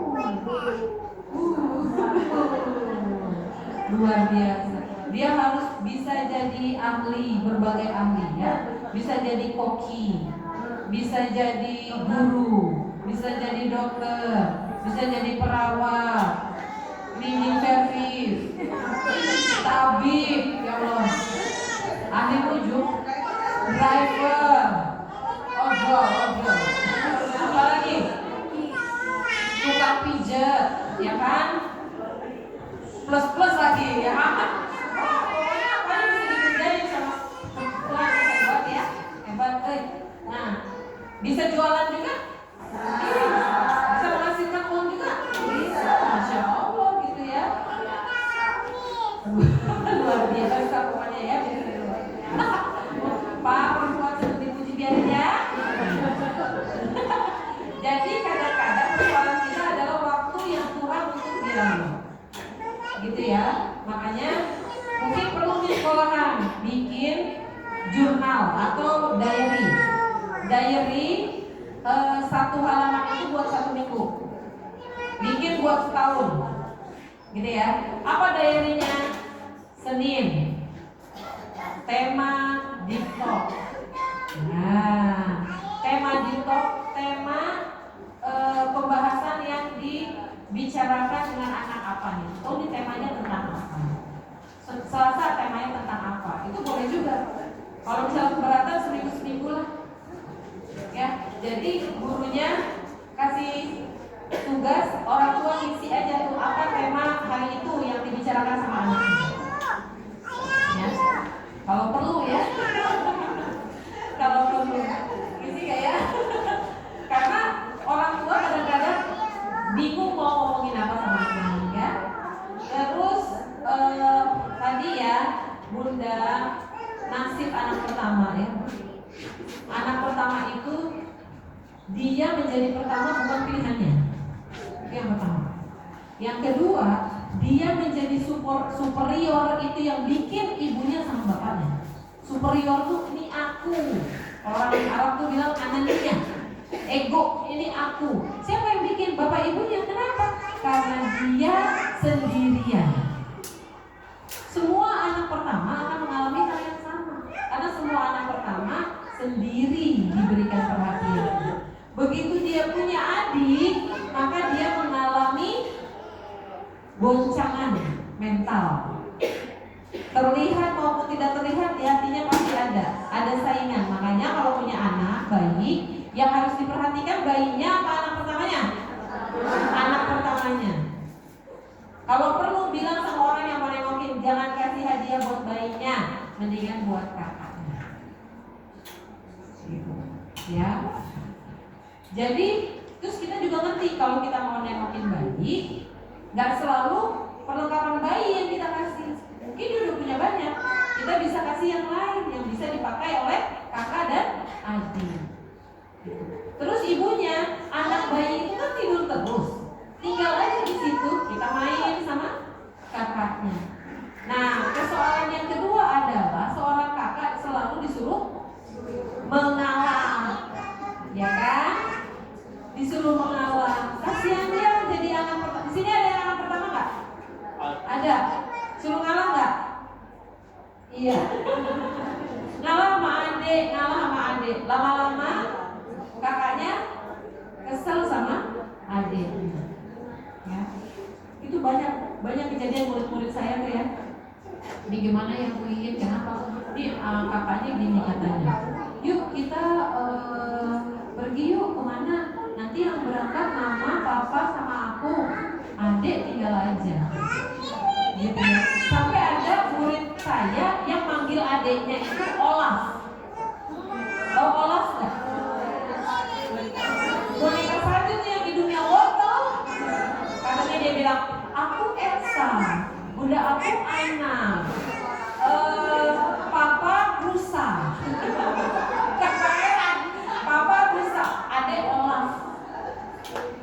Jadi dia punya pemikiran-pemikiran yang negatif kepada anaknya. Nah itu juga kadang-kadang bentukan dari orang tuanya. Udah gitu masih kecil, anaknya udah dikasih tugas banyak. Kamu kan kakak, jadi kamu harus bisa bimbing adik.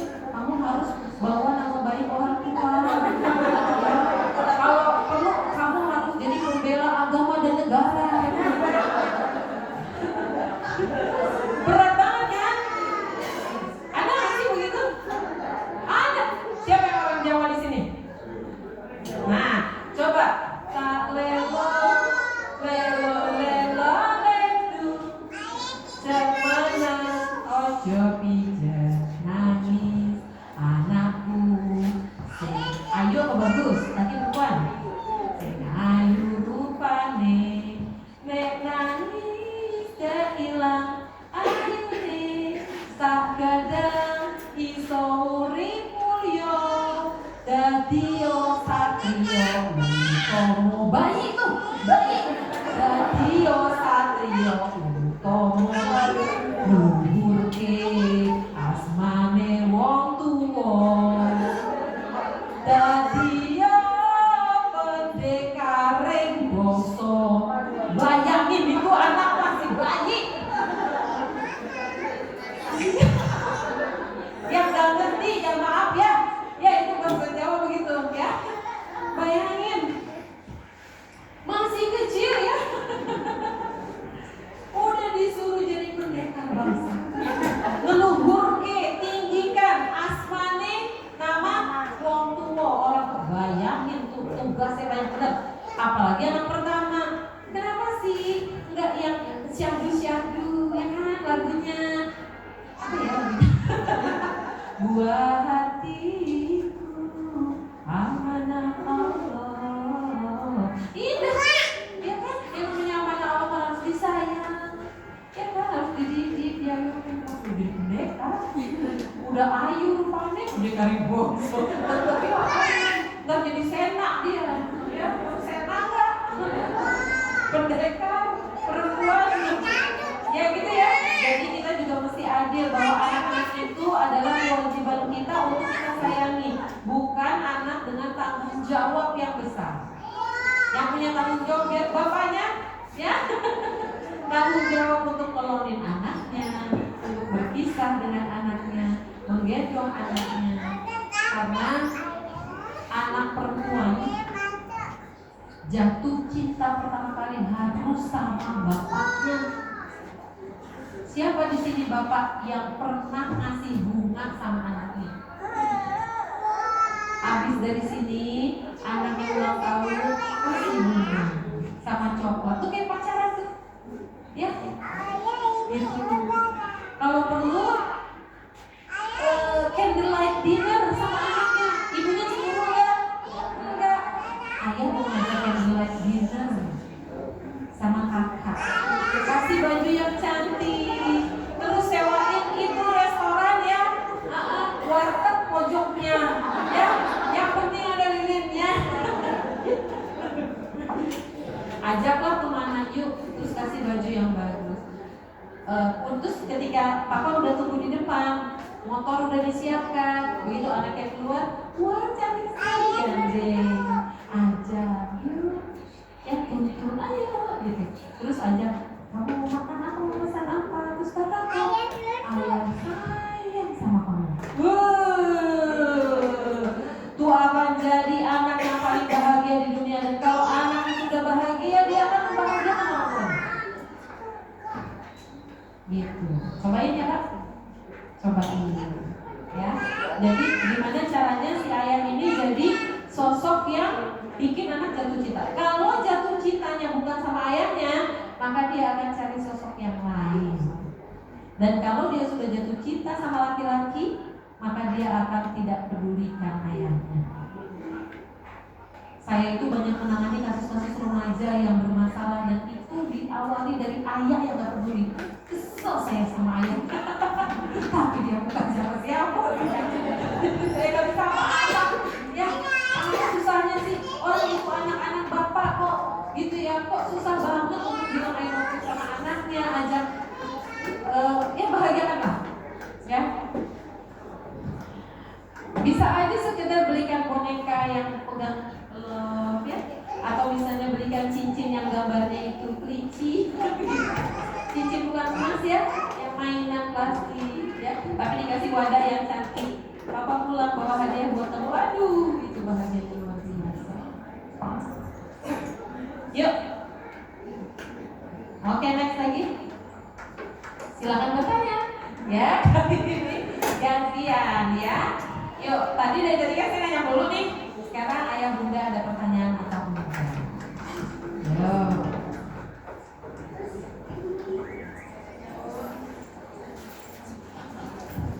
Udah jelas banget kayaknya ya. Oh, mau langsung dipraktekin. Yuk. Ada yang pengen nanya enggak? Oh, Masya Allah.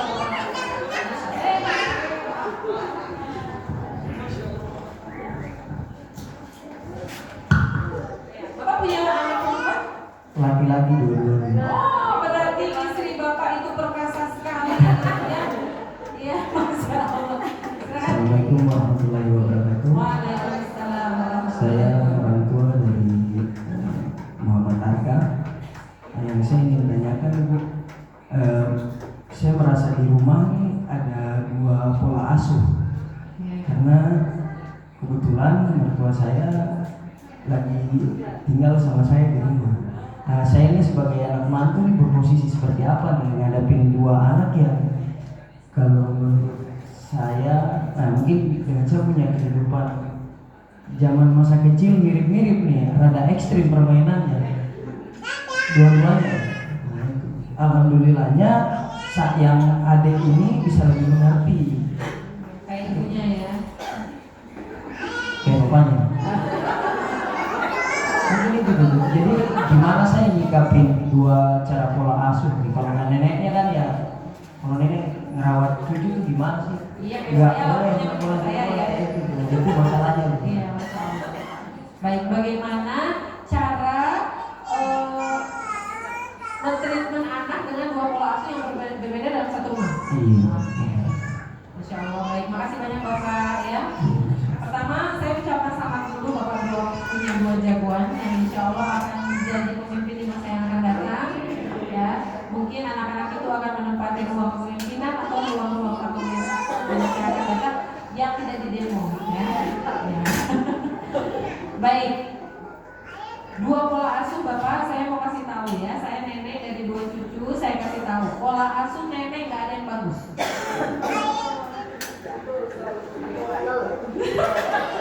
Pola asuh nenek nggak ada yang bagus.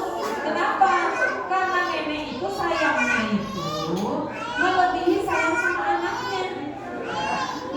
Ya, jadi nih apa-apa yang nggak boleh sama orang tuanya, sama saya boleh.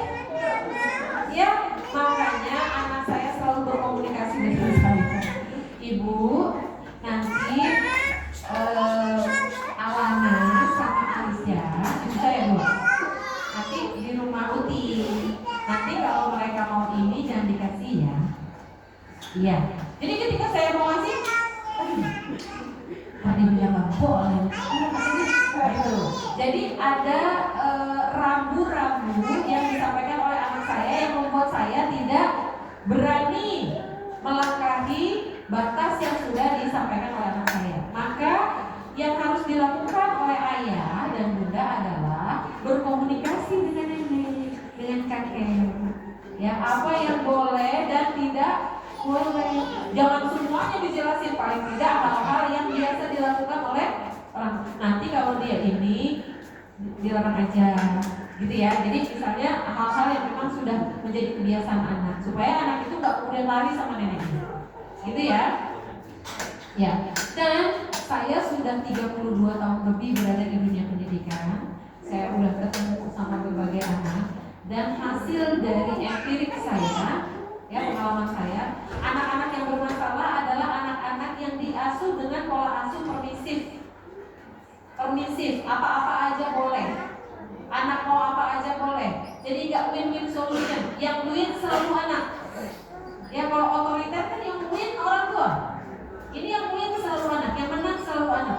Itu pasti bermasalah dimanapun dia berada. Lepas dari sekolah kita dia akan masalah di tempat yang lain. Jadi bahayanya membiarkan anak menyayangi tanpa tapi, gitu ya. Nah, kebanyakan orang tua permisif adalah nenek dan kakek. Lalu gimana? Udah satu rumah nih. Pertama, kita harus tahu ya batas berapa lama dia harus itu ya. Yang kedua, kita ajak dialog. Kita ajak dialog. Penting sekali mengajak nenek dan kakek berdialog. Apa yang menjadi rules atau aturan di dalam rumah. Di rumah ini kita sudah punya aturan, Uti, aku, kakek, nenek. Aturannya seperti ini, tidurnya jam segini, gadget sehari hanya 1 jam dan di satu arah. Terus makanan yang Indomie, mie, MSG hanya boleh 1 kali seminggu misalnya, hanya di hari Sabtu. Kalau enggak jangan dikasih ya. Jadi itu harus sampai. Ya, selama berkomunikasi dengan orang tua. Iya, sama-sama. Ya. Mudah-mudahan kita jadi sahabat mertua ya. Yang amin. Biasanya mertua dan menantu musuh bebuyutan. Nah, mudah-mudahan kita bisa membangun komunikasi yang baik. Baik. Ada lagi? Ya, 1, 2, 3. Masya Allah. Lagi. Siapa punya tadi? Oh. 2, 3. Assalamualaikum warahmatullahi wabarakatuh. Saya orang tua dari Nizam Rizky Prakoso, Khalid. Bu, ini saya mau bertanya. Anak saya 3, tapi yang satu memang sudah dewasa. 2 ini, yang satu kelas 5, satu TK di Albayan. Ya Allah, Ibu pinter banget ngejarakinnya. Yang tengah-tengah cewek, perempuan. Ini loh Bu, anak yang 2 ini kalau disuruh Yang perempuan. dua-duanya perempuan yang dan yang 2 terakhir. Iya.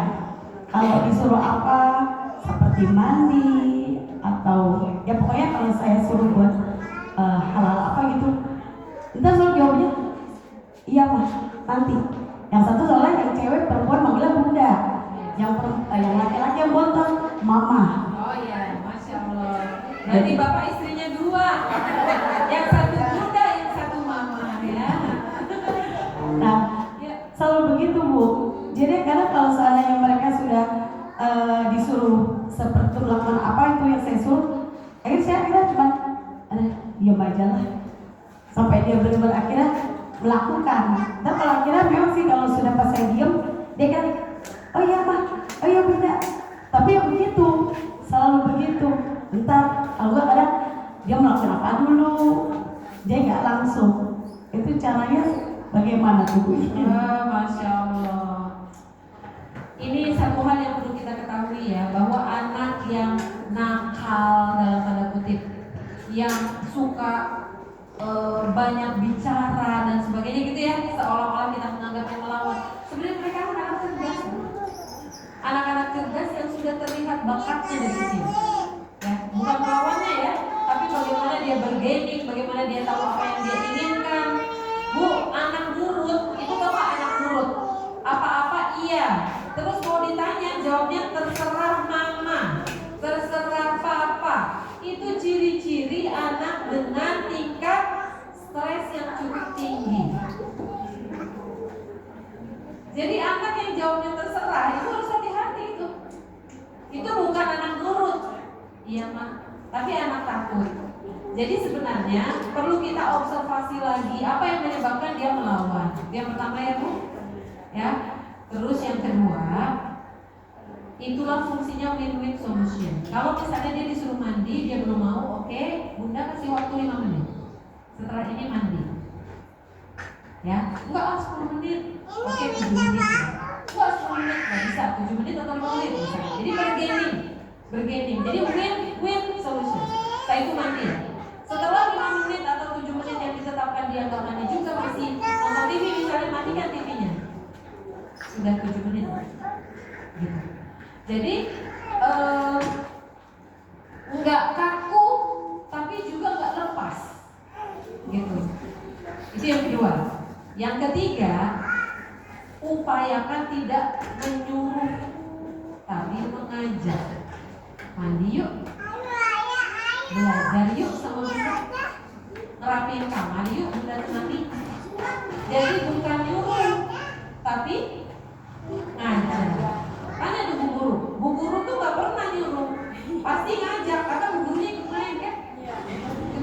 Yuk kita bikin ini yuk, bu gurunya ikut bikin gak? Bikin. Iya, kita main yuk taplak bulan atau namanya apa namanya itu? Apa yang gini loh, yang gini. Deprak bahasa sini. Masya Allah. Dampu bulan bahasa Indonesianya ya. Deprak. Ciplek.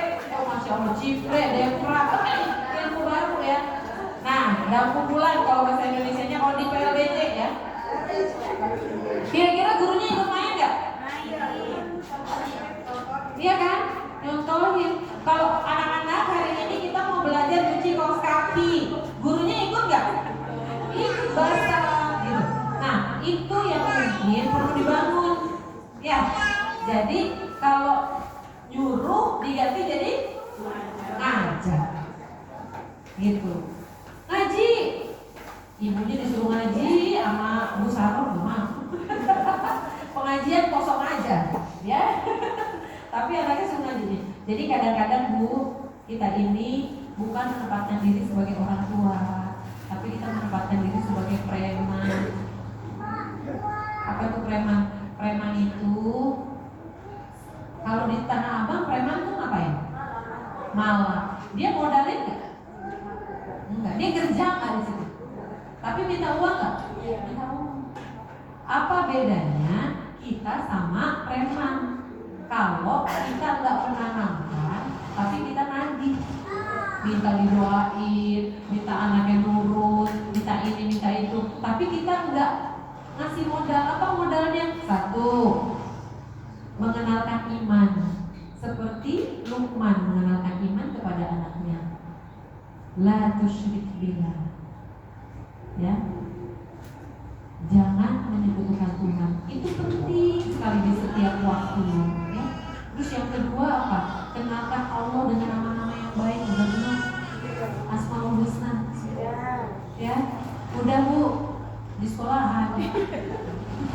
Nurutin di sekolah kan. Asmaul Husna itu adalah suara hati.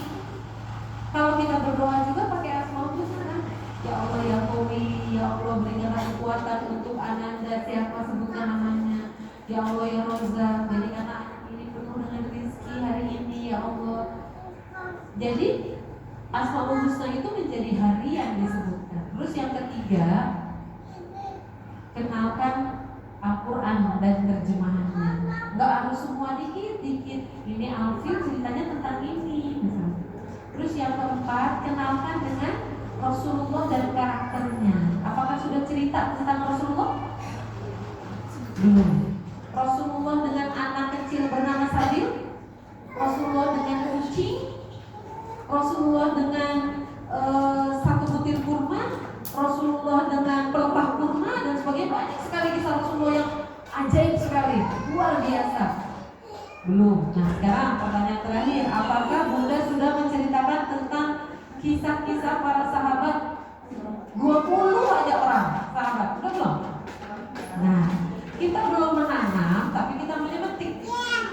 Sekarang tugas kita menanam, tanam terus. Setiap ada waktu tanam. Gak mesti harus apa-apa gini. Misalnya kita kepleset atau apa, astagfirullahaladzim ya Allah, Allah yang maha melindungi Bunda hari ini. Jadi ada hal itu nanti berimbas luar biasa sama karakter anak. Ya, astagfirullahaladzim, siapa nih yang bangun di sini dia? Ya, itu Bunda ya. Jadi mudah-mudahan kita tidak seperti preman yang minta anak kita seperti yang kita inginkan, tapi kita nggak menanam. Nah kita tanam dulu. Ya. Bekerja sama dengan sekolah, makanya ibu udah milih sekolah ini Al-Bayan. Ibu udah berkolaborasi dengan sekolah yang sejalan, ya kan? Ajak yang lain, ya kan? Silakan. Yang mana tadi pengen?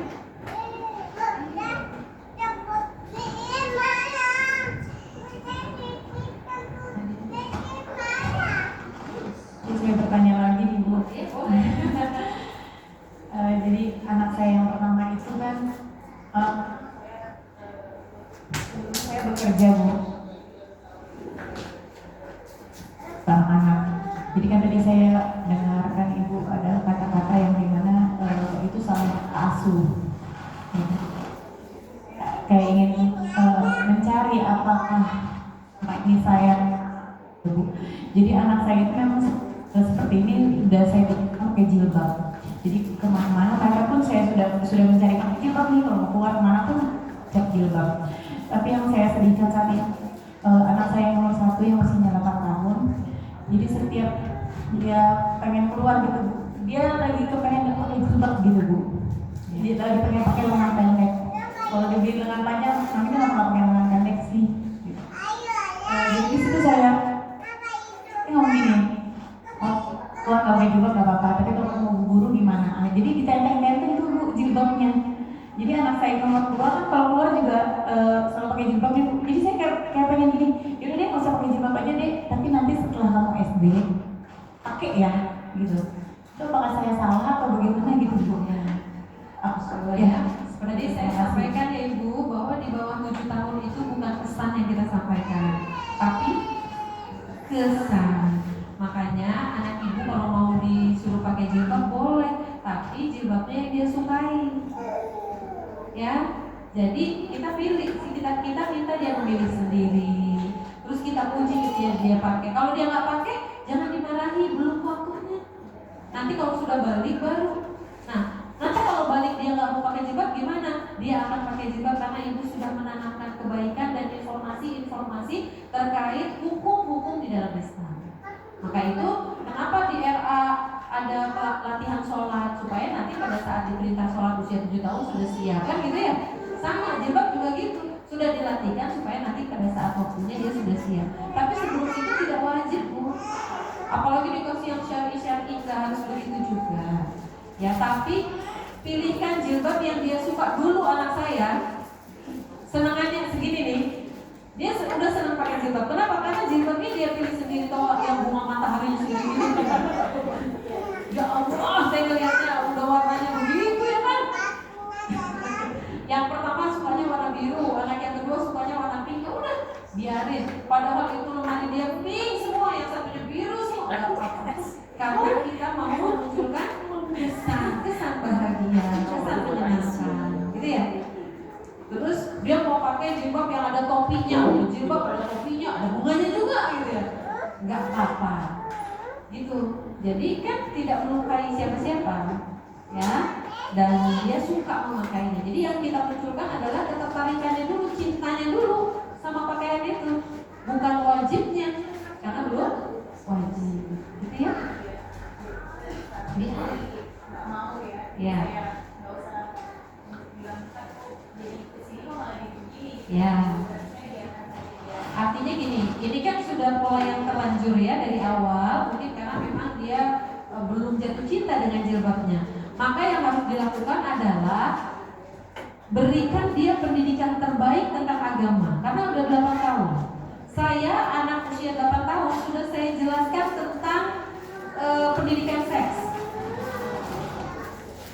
8 tahun, laki-laki dan perempuan. Karena saya khawatir anak itu 9 tahun sudah balik. Ada nggak 9 tahun sudah balik? Ada. Anak saya yang pertama 13 tahun balik, anak saya yang kedua 10 tahun balik. Usia 8 tahun itu sudah saya mulai jelaskan tentang yang namanya ovulasi, gugurnya sel rahim, darah-darah di dinding rahim, ya. Itu namanya ovulasi, keluar darah rasanya akan sakit karena jalan keluarnya sempit dan sebagainya. Saya jelaskan, dan itu nanti akan ada sel telur. Saya gambar tuh kepala bantengnya tuh ya, rahim ya. Saya jelasin ini nanti gugur, nanti keluar lewat sini, nanti bentuknya seperti ini. Saya ambil pembalut, saya kasih lihat, saya siram pakai obat merah ya seperti ini. Cara membersihkannya nggak sekali sehari, artinya nanti. Nah sekarang besok kita belajar cara membersihkannya ya. Cara membersihkannya kalau ada gelnya dibuka, brek gitu kan. Nah gelnya dibuang ke wastafel, ke WC nggak apa-apa, karena gelnya aja kan bisa disiram. Tapi kainnya dan plastiknya ini harus dicuci bersih, jangan jijik karena darah ini adalah calon anakmu sebenarnya. Kalau sudah haid, berarti kamu bisa hamil. Bagaimana cara orang bisa hamil? Ketika ovum bertemu sperma. Apa itu sperma? Saya jelaskan. Yang anak laki-laki terpisah saya jelaskan. Harusnya sama bapaknya, itu bapaknya hamil ya. Jadi ibunya aja. Saya jelasin ini nanti kamu akan bermimpi keluar seperti ini. Lem kertas saya kasih lihat seperti ini. Nah itu tandanya kamu bisa menghamili orang lain. Jadi pakai bahasa saya dan anak saya yang kemudian karakter kami sudah saya pelajari lah ya.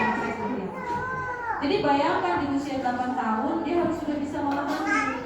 Jadi ketika kakaknya umur 8 tahun kan kayak 2 tahun 2 tahun. Jadi 8 tahun 6 tahun.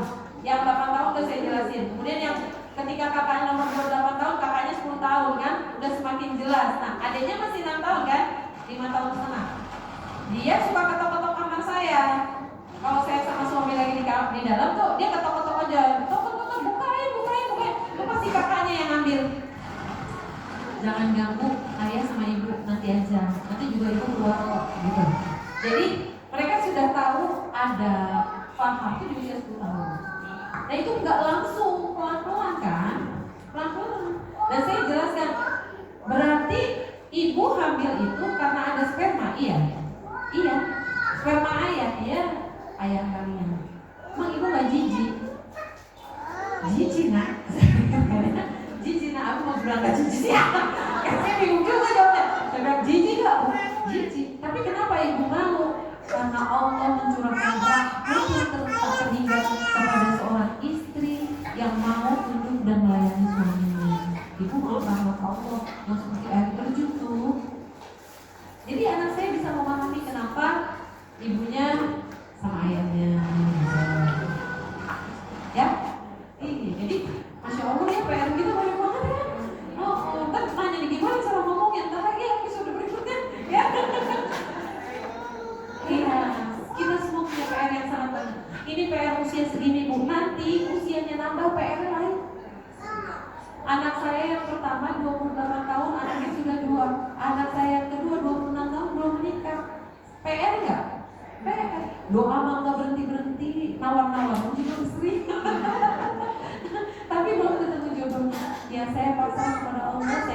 dia juga, dan saya nggak pernah nanya sama dia kenapa kamu belum menikah, karena tugas itu tugas saya yang nyariin, gitu ya. Jadi pendidikan itu nggak akan ada habisnya. Dan sampai sekarang nih Bapak Ibu, biarpun udah tumbuh ubahnya, tetap di mata ayah ibunya adalah anaknya yang lucu, imut-imut, disayang, diperhatikan ya. Jadi kalau para istri lihat suaminya pulang ke ibunya terus jadi manja, biarin ya, biarin itu ibunya ya, sampai kapanpun ibu tuh pengen manjain anaknya, dimasakin begini, biarin aja, malah kan tugas kita berkurang ya. Iya, Masya Allah. Gitu ya Bunda, sambil yang penting punya senjata pamungkas yang jangan ditinggal. Apa itu? Dan sering-seringlah berdoa di dekat anaknya sambil dizahirkan doanya. Dia dari Allah, jadikan anakku anak yang soleha, dia menjadi anak yang berdaya guna yang tinggi, manfaat yang besar karena keimanan kepadamu. Jadikan anak ini anak yang wanita, taat pada Allah dan Rasulnya di atas segala-galanya. Dan jadikanlah anak ini, sebutkan namanya, anak yang hafiz atau hafizoh, yang pandai memelihara diri dan kesucian, pandai memelihara amanah yang dipikulkan padanya, pandai memelihara Al-Quran dalam ucapan, tindakan, dan semuanya. Jadi Masya Allah, ketika kita berdoa, di sampingnya dia mendengar. Oh, Bunda ingin aku seperti itu, ya. Amin. Bun, sekarang menurut BKKBN 10 gadis 8 tidak perawan. Ngeri nggak? Ngeri. Terus yang disalahin perempuan, padahal yang bikin laki-laki, ya. Jadi mendidik anak laki-laki mana yang lebih susah, mendidik laki-laki atau mendidik perempuan? Ya, sama susahnya. Tapi yang paling susah sebenarnya laki-laki. Perempuan itu susah karena dia tulang bengkok, ya kan? Dilurusin patah, nggak dilurusin tambah bengkok. Jadi cara melurusinnya dilus-lus, susah, lama, gitu kan? Itu perempuan. Tapi perempuan itu gampang mendidiknya karena dia punya rasa yang sangat besar. Sentuh aja hatinya, pasti dia akan tersenyum, gitu ya. Perempuan dikasih hadiah 1 kali atau kebaikan 1 kali, dia akan balas 1000 kali. Tapi kalau dia dijahatin sekali, dia balas 1.000.000 kali. Dia jangan dijahatin sekali. Nah, laki-laki itu katanya gampang. Perempuan itu kalau anaknya 3 perempuan kata Rasulullah dijamin surga ya. Kalau 2 perempuan surga juga, surga juga. Kalau 1 perempuan surga juga, surga juga. Yang belum punya anak perempuan, semangat. Ya, artinya apa? Artinya tapi sebenarnya lebih tidak mudah mendidik anak laki-laki. Kenapa? Maaf ya Pak, kelaminnya di luar. Mudah terangsang dan sebagainya, itu menjaganya susah. Jadi anak itu harus kita betul-betul didik supaya dia kuat. Kasih suatu olahraga, aktivitas yang baik dan sebagainya, itu juga tidak mudah. Karena kalau misalnya ada perempuan yang nakal dan sebagainya, hamil juga yang bikin hamil kan laki-laki. Ya, jadi nggak ada yang gampang, semuanya susah, tapi nggak ada yang susah, semuanya mudah atas petunjuk dan bimbingan Allah Subhanahu wa Ta'ala. Selanjutnya, satu lagi. Kamu mau nanya ya, Kalibun saya mau nanya Asya dari kelompok Hamzah. Saya mau bertanya, saya punya anak 4. Satu ini buat saya spesial banget. Yang nomor 1 umur 15 tahun. Ya, jadi saya mau nanya sama Bunda, bagaimana cara mengatasi anak agar nggak iri hati sama adiknya. Tuh. Karena salah satu anak saya yang perempuan ini dibiayain sama artis, salah satu artis dibiayain semua sekolahnya. Nomor 2, semua kebutuhannya dibiayain sama salah satu artis dan dia tuh iri. Sehingga yang nomor 2 itu perempuan.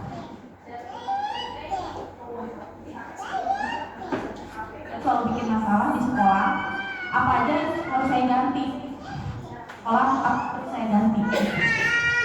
Jadi kayak seragam tiba-tiba robek, terus sepatu yang baru beli 2 bulan atau 3 bulan tiba-tiba dirobekin atau hilang, seperti itulah. Jadi saya harus menyikapinya dengan cara itu. Masya Allah. Baik. Ini tadi ada tantangan, boleh balik ke tantangan nggak? Nggak. Tantangan yang paling iya. Ya itu tadi. Ya itu. Habis itu? Nah. Ini salah satu tantangan ya. Tantangan yang kita hadapi khususnya sama anak ya. Perbedaan karakter ya, ada pengaruh eksternal. Dan yang terakhir apa? Perlu bantuan.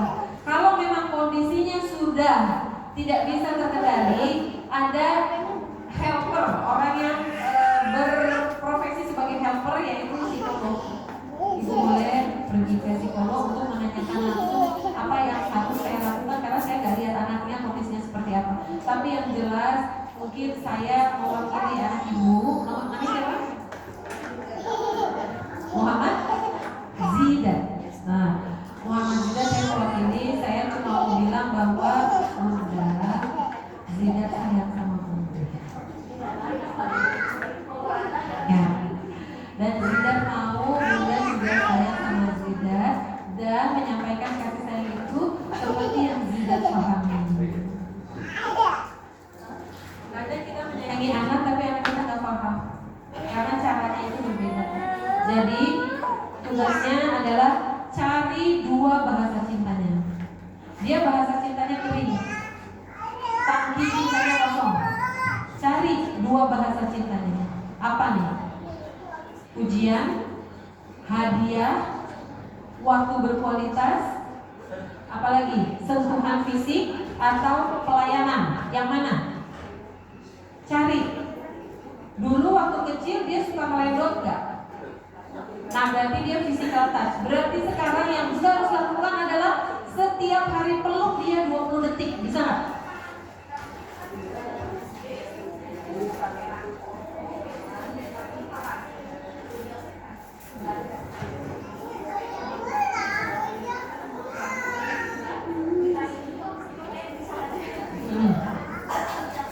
Berarti bahasa cinta, dia suka ngasih hadiah juga orangnya?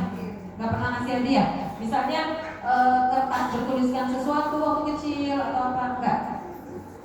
Oke. Cari bahasa cintanya yang jelas dia physical touch. Peluk 20 detik setiap hari. Kenapa ketika peluk anak itu minta hadiah? Karena jarang. Ayah bunda bisa nggak peluk anaknya setiap hari minimal 3 detik aja? Bisa? Bisa. Kalau 3 detik dia hanya tercukupi kebutuhannya sedikit. Tapi kalau mau tercukupi sampai dia puas di otaknya 20 detik. Sanggup gak? Beneran? Saya ucapkan terima kasih banyak dari lubuk hati dalam mewakili anak-anak. Karena mereka butuh sentuhan, pelukan, itu butuh. Jangan sampai jarang dipeluk, begitu gede kita mau peluk, dianya udah suka, gak mau lagi. Ya, cara belajarnya ayah kalau nggak biasa meluk anak, peluk ibunya. Ya, peluk ibunya 20 detik. Ya, bundanya juga peluk ayahnya sehari 20 detik. Karena mungkin dia juga bisa kalah. Supaya bahagia, hormon bahagianya itu sampai ke otaknya 20 detik. Ya, kasih bapak bilang saya bisa lebih dari 20 detik. Alhamdulillah ya. Nah, tapi setelah itu diaplikasikan ke anak-anak. Dia butuh pelukan ya, butuh pelukan. Terus apa lagi yang dia butuhkan? Pujian. Dia suka dipuji, dia suka puji enggak?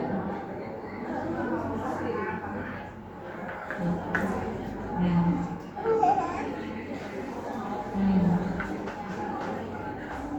Ya. Coba pujiannya yang lain. Ya. Abang, makasih ya kamu udah pergi sekolah hari ini, gak main. Makasih ya. Abang, makasih ya hari ini Bu Guru cerita kalau kamu tuh baik di kelas. Apa aja pujian ya.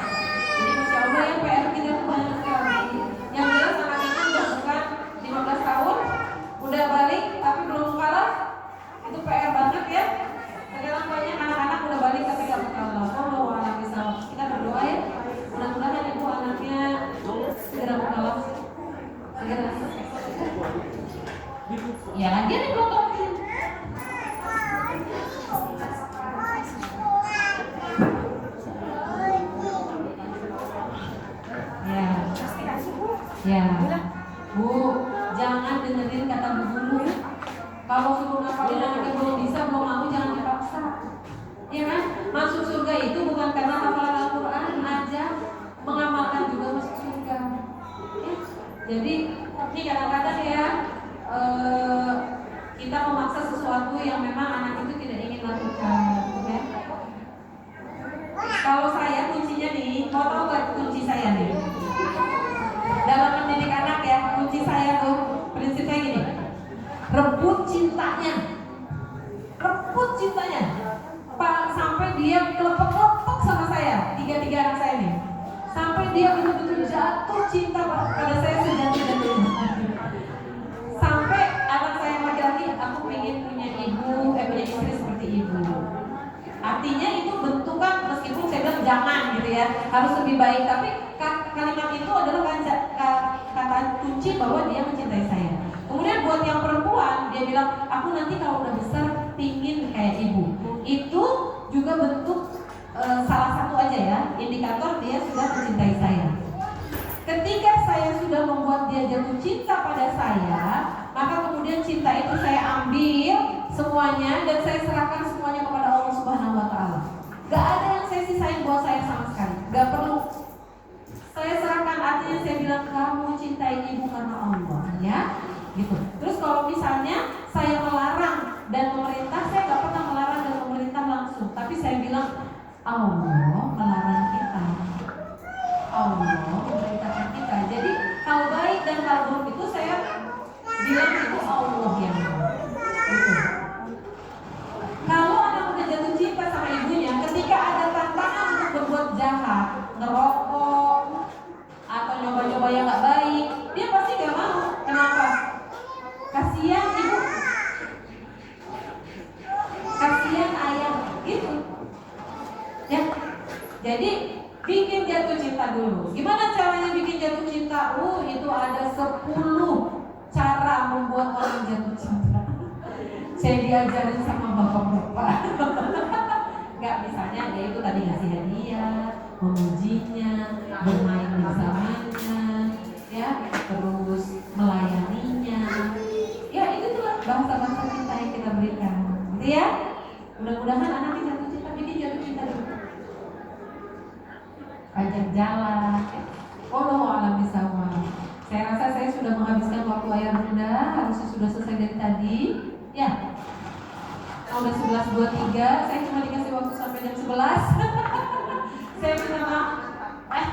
Saya minta maaf yang sebesar-besarnya. Tak ada gading yang tak retak, pasti ada banyak salah. Upin ipin ke sekolah. Mohon maaf kalau saya ada salah. Ya, sekali lagi billahi taufiq wal hidayah. Wassalamualaikum warahmatullahi wabarakatuh.